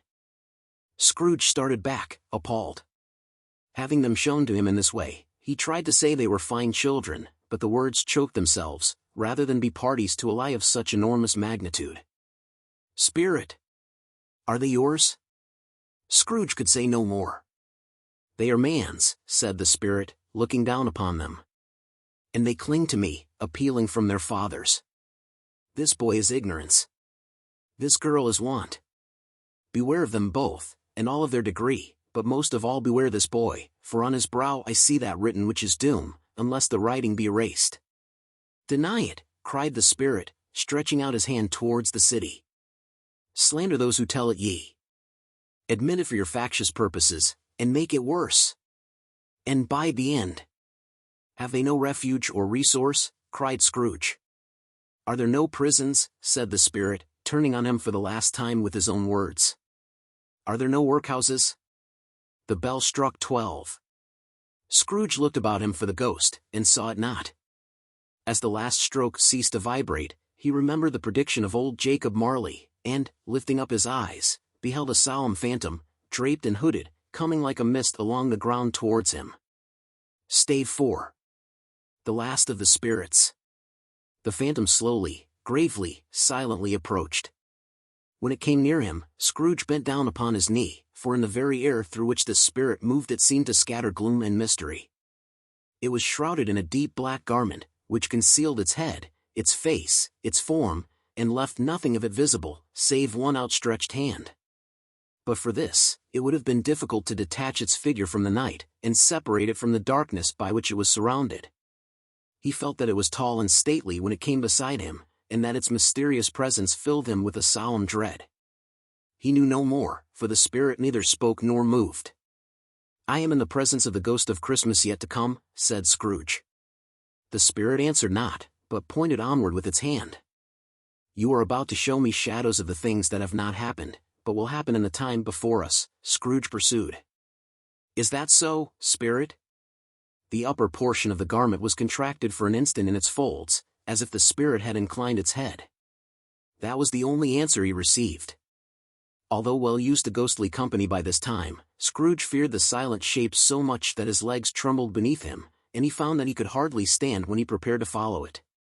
The spirit paused a moment, as observing his condition, and giving him time to recover. But Scrooge was all the worse for this. It thrilled him with a vague, uncertain horror to know that, behind the dusky shroud, there were ghostly eyes intently fixed upon him, while he, though he stretched his own to the utmost, could see nothing but a spectral hand and one great heap of black. "Ghost of the future," he exclaimed, "I fear you more than any spectre I have seen. But as I know your purpose is to do me good, and as I hope to live to be another man from what I was, I am prepared to bear your company, and do it with a thankful heart. Will you not speak to me?" It gave him no reply. The hand was pointed straight before them. "Lead on," said Scrooge. "Lead on. The night is waning fast, and it is precious time to me, I know. Let on, spirit." The phantom moved away as it had come towards him. Scrooge followed in the shadow of its dress, which bore him up, he thought, and carried him along. They scarcely seemed to enter the city, for the city rather seemed to spring up about them, and encompass them of its own act. But there they were in the heart of it, on 'change, amongst the merchants, who hurried up and down, and chinked the money in their pockets, and conversed in groups, and looked at their watches, and trifled thoughtfully with their great gold seals, and so forth, as Scrooge had seen them often. The spirit stopped beside one little knot of business men. Observing that the hand was pointed to them, Scrooge advanced to listen to their talk. "No," said a great fat man with a monstrous chin, "I don't know much about it either way. I only know he's dead." "When did he die?" inquired another. "Last night, I believe." "Why, what was the matter with him?" asked the third, taking a vast quantity of snuff out of a very large snuff-box. "I thought he'd never die." "God knows," said the first, with a yawn. "What has he done with his money?" asked the red-faced gentleman with a pendulous excrescence on the end of his nose, that shook like the gills of a turkey cock. "I haven't heard," said the man with the large chin, yawning again. "Left it to his company, perhaps." "He hasn't left it to me. That's all I know." This pleasantry was received with a general laugh. "It's likely to be a very cheap funeral," said the same speaker, "for, upon my life, I don't know of anybody to go to it." "Suppose we make up a party, and volunteer?" "I don't mind going if a lunch is provided," observed the gentleman with the excrescence on his nose. "But I must be fed if I make one." Another laugh. "Well, I am the most disinterested among you, after all," said the first speaker, "for I never wear black gloves, and I never eat lunch. But I'll offer to go if anybody else will. When I come to think of it, I'm not at all sure that I wasn't his most particular friend, for we used to stop and speak whenever we met. Bye, bye." Speakers and listeners strolled away, and mixed with other groups. Scrooge knew the men, and looked towards the spirit for an explanation. The phantom glided on into a street. Its finger pointed to two persons meeting. Scrooge listened again, thinking that the explanation might lie here. He knew these men, also, perfectly. They were men of business, very wealthy, and of great importance. He had made a point always of standing well in their esteem in a business point of view, that is, strictly in a business point of view. "How are you?" said one. "How are you?" returned the other. "Well," said the first, "Old Scratch has got his own at last, hey?" "So I am told," returned the second. "Cold, isn't it? Seasonable for Christmas time. You are not a skater, I suppose?" "No, no. Something else to think of." "Good morning." Not another word. That was their meeting, their conversation, and their parting. Scrooge was at first inclined to be surprised that the page 116 spirit should attach importance to conversations apparently so trivial, but feeling assured that they must have some hidden purpose, he set himself to consider what it was likely to be. They could scarcely be supposed to have any bearing on the death of Jacob, his old partner, for that was past, and this ghost's province was the future. Nor could he think of any one immediately connected with himself to whom he could apply them. But nothing doubting that, to whomsoever they applied, they had some latent moral for his own improvement, he resolved to treasure up every word he heard, and everything he saw, and especially to observe the shadow of himself when it appeared. For he had an expectation that the conduct of his future self would give him the clue he missed, and would render the solution of these riddles easy. He looked about in that very place for his own image, but another man stood in his accustomed corner, and though the clock pointed to his usual time of day for being there, he saw no likeness of himself among the multitudes that poured in through the porch. It gave him little surprise, however, for he had been revolving in his mind a change of life, and thought and hoped he saw his newborn resolutions carried out in this. Quiet and dark, beside him stood the phantom, with its outstretched hand. When he roused himself from his thoughtful quest, he fancied, from the turn of the hand, and its situation in reference to himself, that the unseen eyes were looking at him keenly. It made him shudder, and feel very cold. They left the busy scene, and went into an obscure part of the town, where Scrooge had never penetrated before, although he recognized its situation and its bad repute. The ways were foul and narrow, the shop and houses wretched, the people half-naked, drunken, slipshod, ugly. Alleys and archways, like so many cesspools, disgorged their offenses of smell and dirt, and life upon the straggling streets, and the whole quarter reeked with crime, with filth, and misery. Far in this den of infamous resort, there was a low-browed, beetling shop, below a penthouse roof, where iron, old rags, bottles, bones, and greasy offal were bought.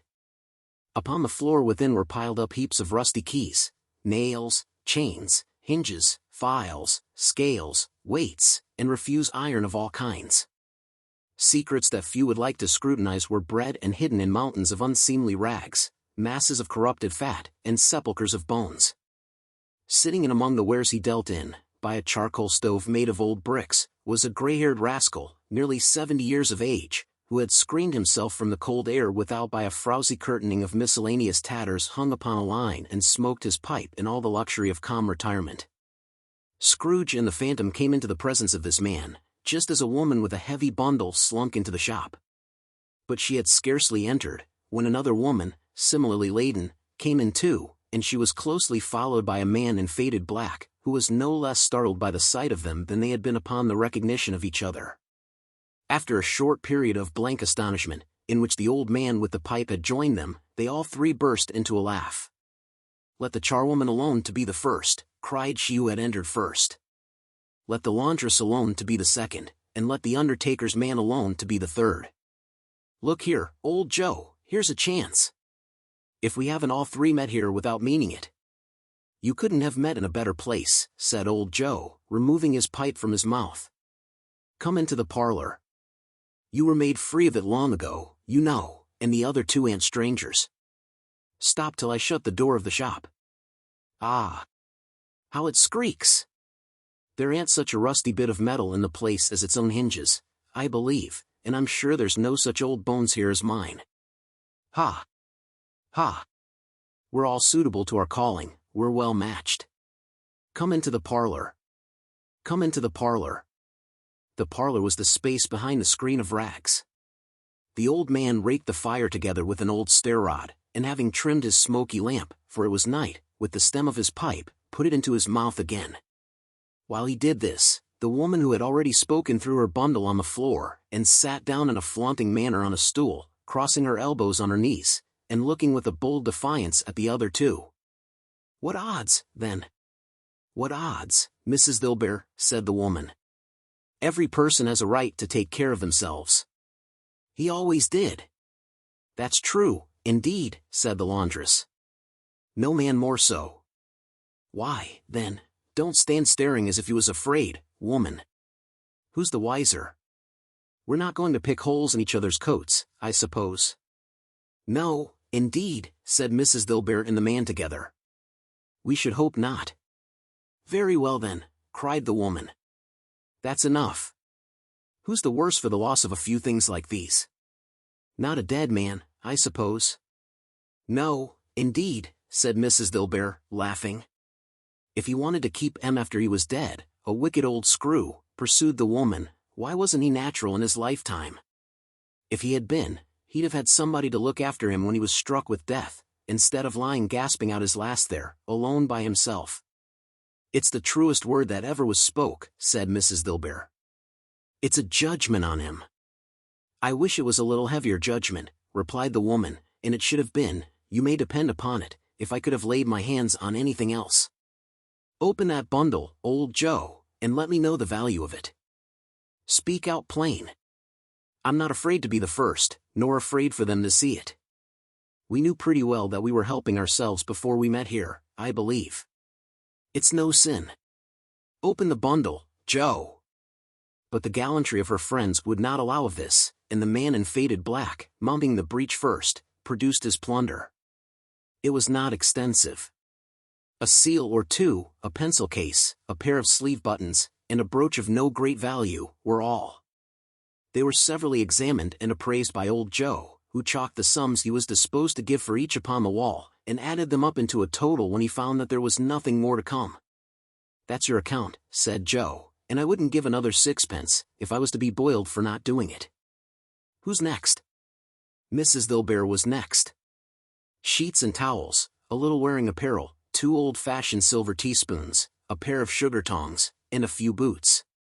Her account was stated on the wall in the same manner. "I always give too much to ladies.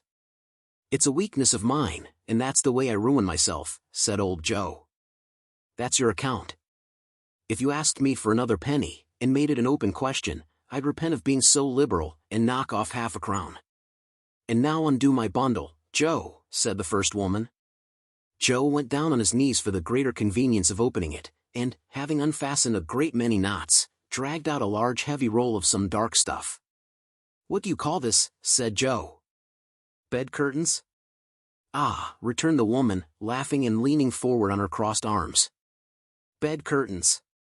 You don't mean to say you took 'em down, rings and all, with him lying there?" said Joe. "Yes, I do," replied the woman. "Why not?" "You were born to make your fortune," said Joe, "and you'll certainly do it." "I certainly shan't hold my hand, when I can get anything in it by reaching it out, for the sake of such a man as he was, I promise you, Joe," returned the woman coolly. "Don't drop that oil upon the blankets, now." "His blankets?" asked Joe. "Whose else's do you think?" replied the woman. "He isn't likely to take cold without 'em, I dare say. I hope he didn't die of anything catching?" "Ah," said old Joe, stopping in his work, and looking up. "Don't you be afraid of that," returned the woman. "I ain't so fond of his company that I'd loiter about him for such things, if he did. Ah! You may look through that shirt till your eyes ache, but you won't find a hole in it, nor a threadbare place. It's the best he had, and a fine one too. They'd have wasted it, if it hadn't been for me." "What do you call wasting of it?" asked old Joe. "Putting it on him to be buried in, to be sure," replied the woman, with a laugh. "Somebody was fool enough to do it, but I took it off again. If calico ain't good enough for such a purpose, it isn't good enough for anything. It's quite as becoming to the body. He can't look uglier than he did in that one." Scrooge listened to this dialogue in horror. As they sat grouped about their spoil, in the scanty light afforded by the old man's lamp, he viewed them with a detestation and disgust which could hardly have been greater, though they had been obscene demons marketing the corpse itself. "Ha, ha," laughed the same woman when old Joe, producing a flannel bag with money in it, told out their several gains upon the ground. "This is the end of it, you see. He frightened every one away from him when he was alive, to profit us when he was dead. Ha, ha, ha." "Spirit," said Scrooge, shuddering from head to foot. I see. The case of this unhappy man might be my own. My life tends that way now. Merciful heaven, what is this?" He recoiled in terror, for the scene had changed, and now he almost touched a bed, a bare, uncurtained bed, on which, beneath a ragged sheet, there lay a something covered up, which, though it was dumb, announced itself in awful language. The room was very dark, too dark to be observed with any accuracy, though Scrooge glanced round it in obedience to a secret impulse, anxious to know what kind of room it was. A pale light, rising in the outer air, fell straight upon the bed, and on it, plundered and bereft, unwatched, unwept, uncared for, was the body of this man. Scrooge glanced towards the phantom. Its steady hand was pointed to the head. The cover was so carelessly adjusted that the slightest raising of it, the motion of a finger upon Scrooge's part, would have disclosed the face. He thought of it, felt how easy it would be to do, and longed to do it, but he had no more power to withdraw the veil than to dismiss the spectre at his side. "Oh, cold, rigid, dreadful death, set up thine altar here, and dress it with such terrors as thou hast at thy command, for this is thy dominion.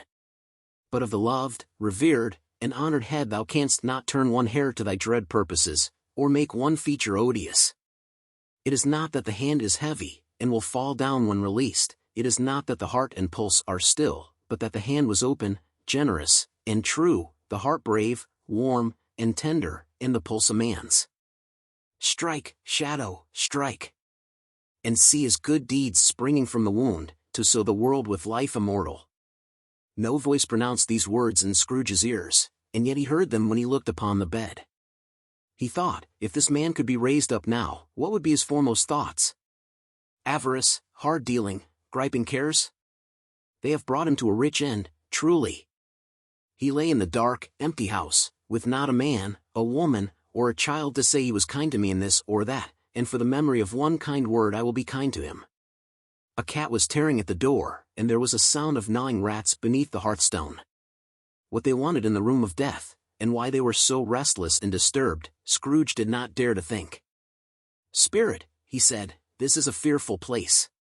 In leaving it, I shall not leave its lesson, trust me. Let us go." Still the ghost pointed with an unmoved finger to the head. "I understand you," Scrooge returned, "and I would do it if I could. But I have not the power, Spirit. I have not the power." Again it seemed to look upon him.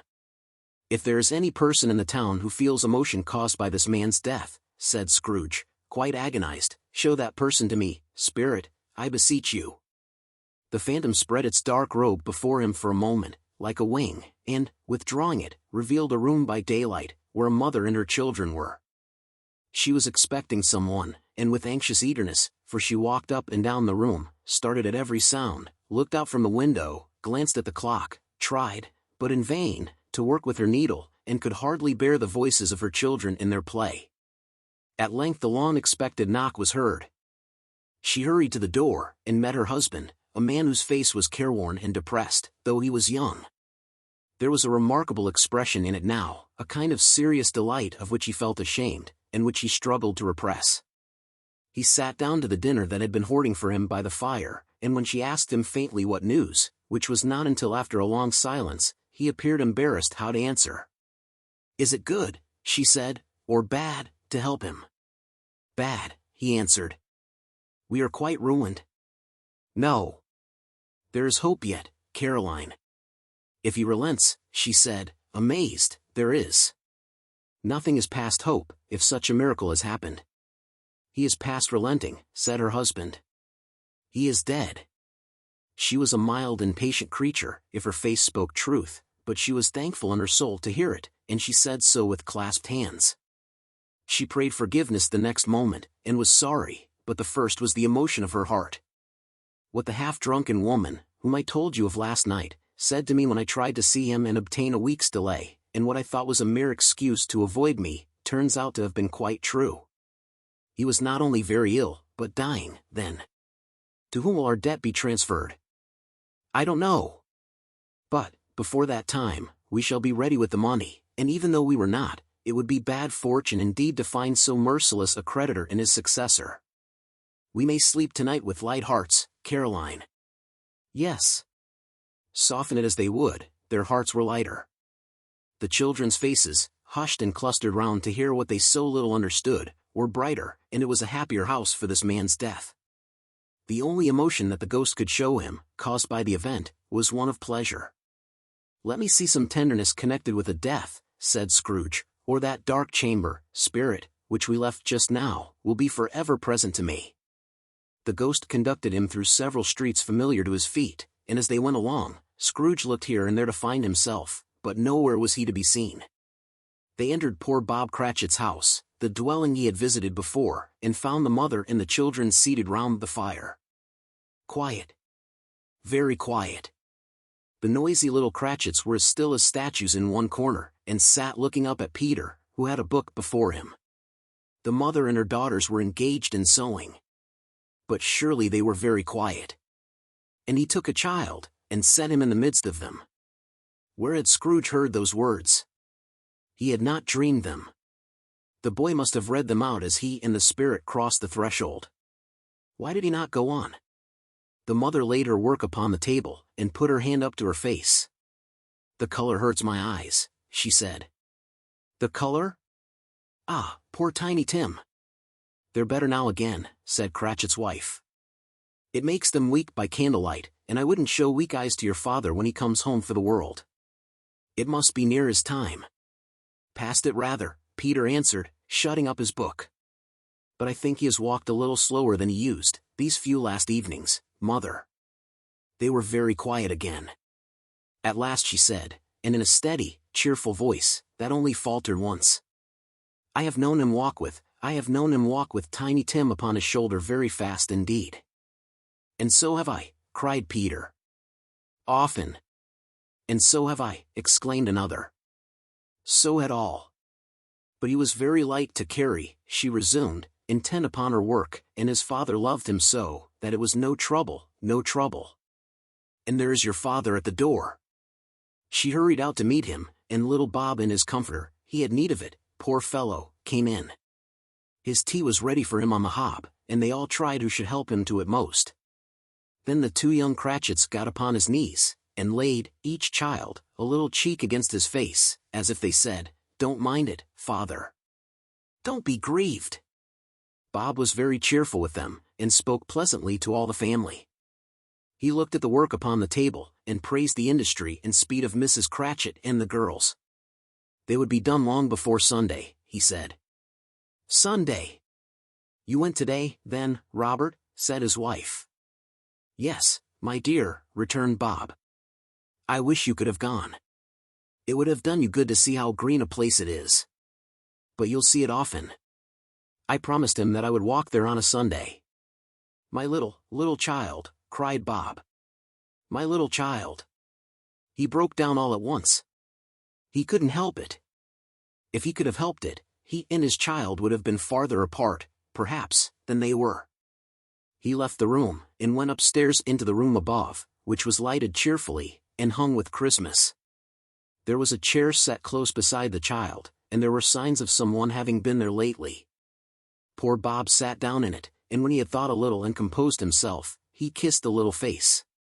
He was reconciled to what had happened, and went down again quite happy. They drew about the fire, and talked, the girls and mother working still.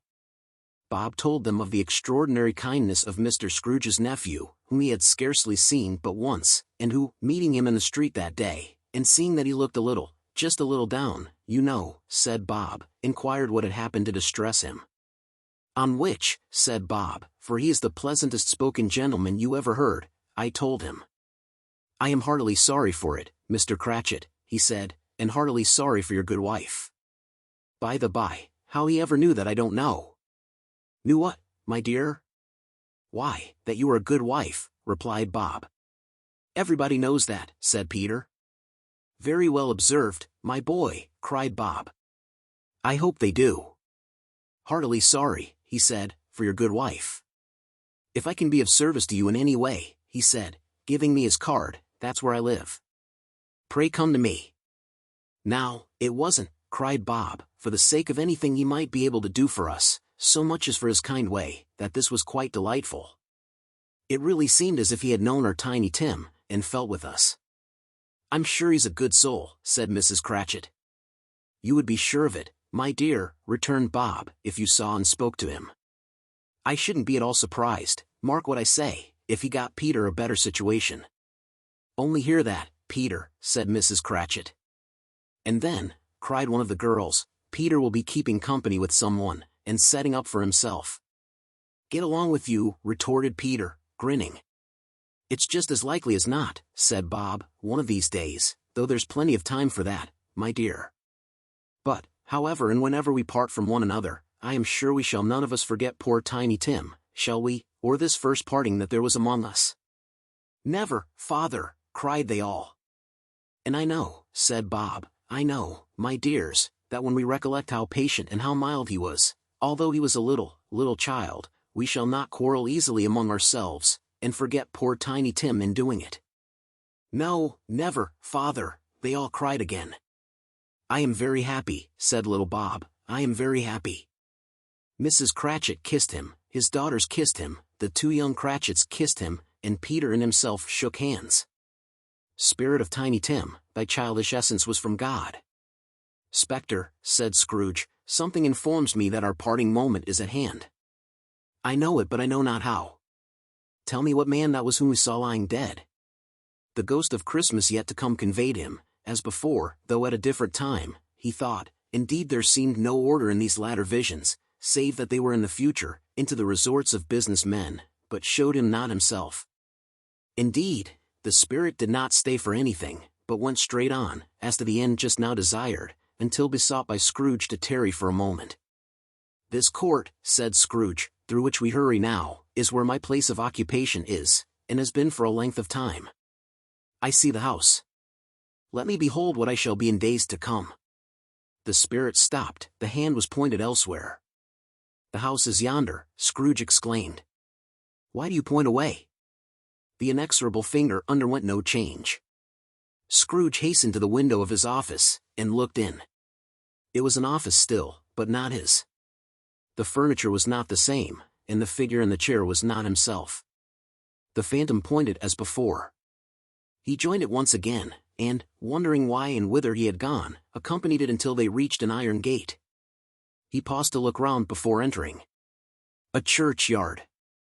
Here, then, the wretched man, whose name he had now to learn, lay underneath the ground. It was a worthy place. Walled in by houses, overrun by grass and weeds, the growth of vegetation's death, not life, choked up with too much burying, fat with replete appetite. A worthy place. The spirit stood among the graves, and pointed down to one. He advanced towards it trembling. The phantom was exactly as it had been, but he dreaded that he saw new meaning in its solemn shape. Before I draw nearer to that stone to which you point, said Scrooge, answer me one question. Are these the shadows of the things that will be, or are they shadows of the things that may be only? Still the ghost pointed downward to the grave by which it stood. Men's courses will foreshadow certain ends, to which, if persevered in, they must lead, said Scrooge. But if the courses be departed from, the ends will change. Say it is thus with what you show me. The spirit was immovable as ever. Scrooge crept towards it, trembling as he went, and, following the finger, read upon the stone of the neglected grave his own name, Ebenezer Scrooge. Am I that man who lay upon the bed? He cried upon his knees. The finger pointed from the grave to him, and back again. No, spirit. Oh no, no. The finger still was there. Spirit, he cried, tight clutching at its robe, hear me. I am not the man I was. I will not be the man I must have been but for this intercourse. Why show me this, if I am past all hope? For the first time the hand appeared to shake. Good spirit, he pursued, as down upon the ground he fell before it, your nature intercedes for me, and pities me. Assure me that I yet may change these shadows you have shown me by an altered life? The kind hand trembled. I will honor Christmas in my heart, and try to keep it all the year. I will live in the past, the present, in the future. The spirits of all three shall strive within me. I will not shut out the lessons that they teach. Oh, tell me I may sponge away the writing on this stone. In his agony he caught the spectral hand. It sought to free itself, but he was strong in his entreaty, and detained it. The spirit, stronger yet, repulsed him. Holding up his hands in a last prayer to have his fate reversed, he saw an alteration in the phantom's hood and dress. It shrunk, collapsed, and dwindled down into a bedpost. Stave 5. The end of it. Yes. And the bedpost was his own. The bed was his own, the room was his own. Best and happiest of all, the time before him was his own, to make amends in. I will live in the past, the present, in the future. Scrooge repeated as he scrambled out of bed. The spirits of all three shall strive within me. O Jacob Marley! Heaven and the Christmas time be praised for this. I say it on my knees, old Jacob, on my knees. He was so fluttered and so glowing with his good intentions, that his broken voice would scarcely answer to his call. He had been sobbing violently in his conflict with the spirit, and his face was wet with tears. They are not torn down, cried Scrooge, folding one of his bed curtains in his arms, they are not torn down, rings and all. They are here, I am here, the shadows of the things that would have been may be dispelled. They will be. I know they will. His hands were busy with his garments all this time, turning them inside out, putting them on upside down, tearing them, mislaying them, making them parties to every kind of extravagance. "I don't know what to do," cried Scrooge, laughing and crying in the same breath, and making a perfect Laocoon of himself with his stockings. "I am as light as a feather, I am as happy as an angel, I am as merry as a schoolboy, I am as giddy as a drunken man. A Merry Christmas to everybody. A Happy New Year to all the world. Hello here! Whoop! Hello!" He had frisked into the sitting room, and was now standing there, perfectly winded. "There's the saucepan that the gruel was in," cried Scrooge, starting off again, and going round the fireplace.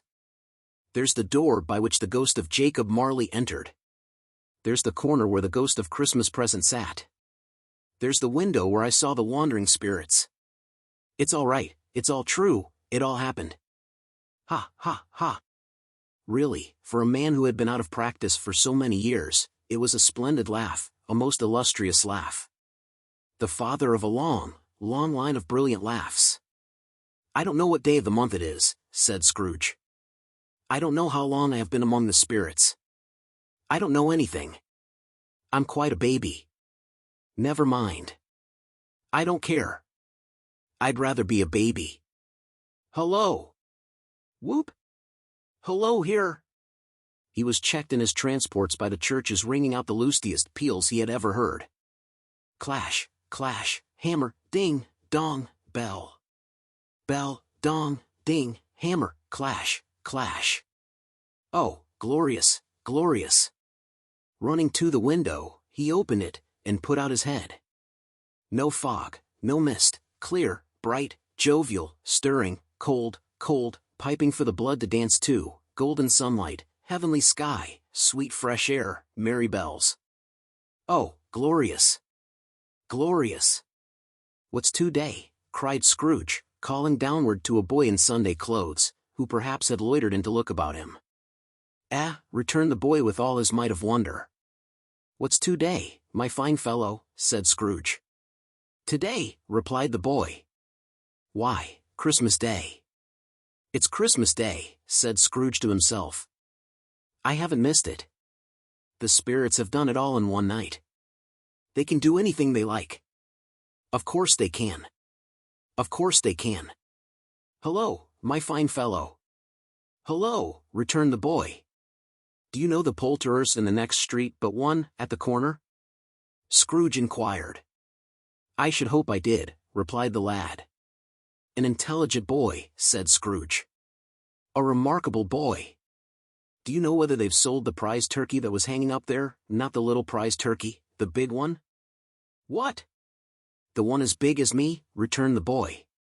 "What a delightful boy," said Scrooge. "It's a pleasure to talk to him." "Yes, my buck." "It's hanging there now," replied the boy. "Is it?" said Scrooge. "Go and buy it." "Walker," exclaimed the boy. "No, no," said Scrooge. "I am in earnest. Go and buy it, and tell them to bring it here, that I may give them the directions where to take it. Come back with the man, and I'll give you a shilling. Come back with him in less than 5 minutes, and I'll give you half a crown."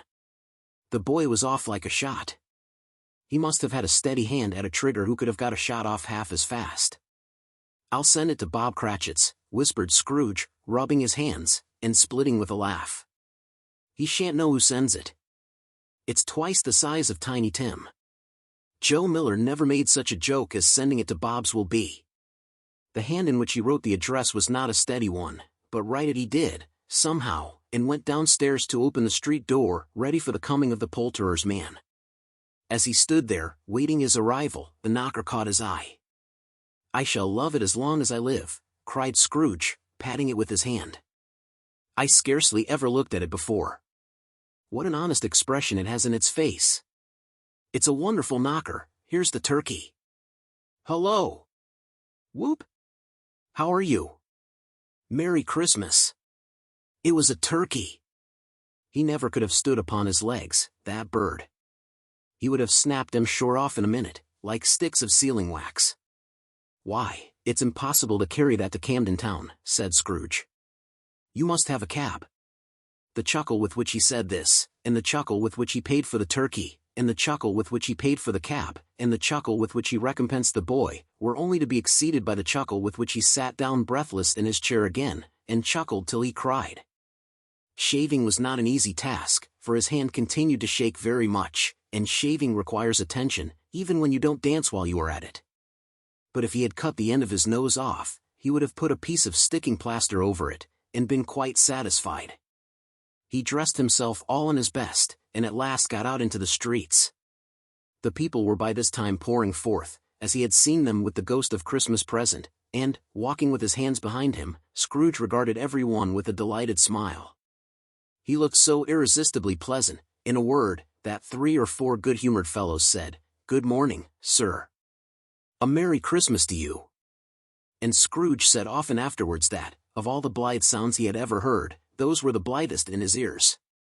He had not gone far when, coming on towards him, he beheld the portly gentleman who had walked into his counting-house the day before, and said, "Scrooge and Marley's, I believe?" It sent a pang across his heart to think how this old gentleman would look upon him when they met, but he knew what path lay straight before him, and he took it. "My dear sir," said Scrooge, quickening his pace, and taking the old gentleman by both his hands, "how do you do? I hope you succeeded yesterday.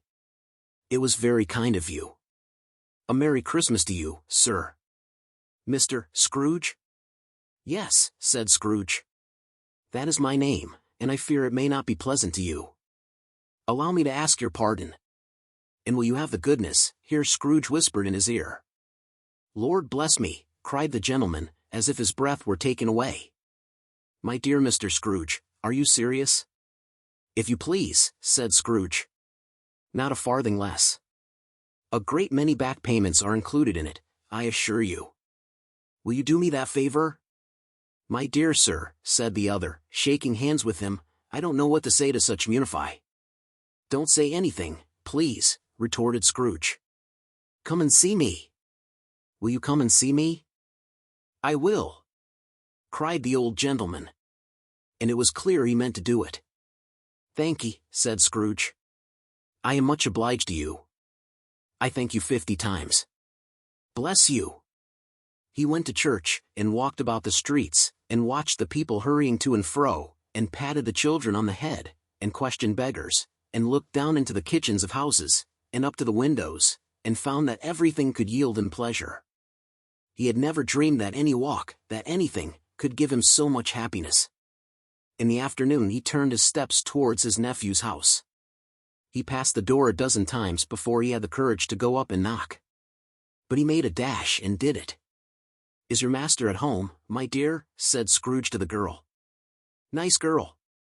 "Very." "Yes, sir." "Where is he, my love?" said Scrooge. "He's in the dining room, sir, along with mistress." "I'll show you upstairs, if you please." "Thank'ee." "He knows me," said Scrooge, with his hand already on the dining room lock. "I'll go in here, my dear." He turned it gently, and sidled his face in round the door.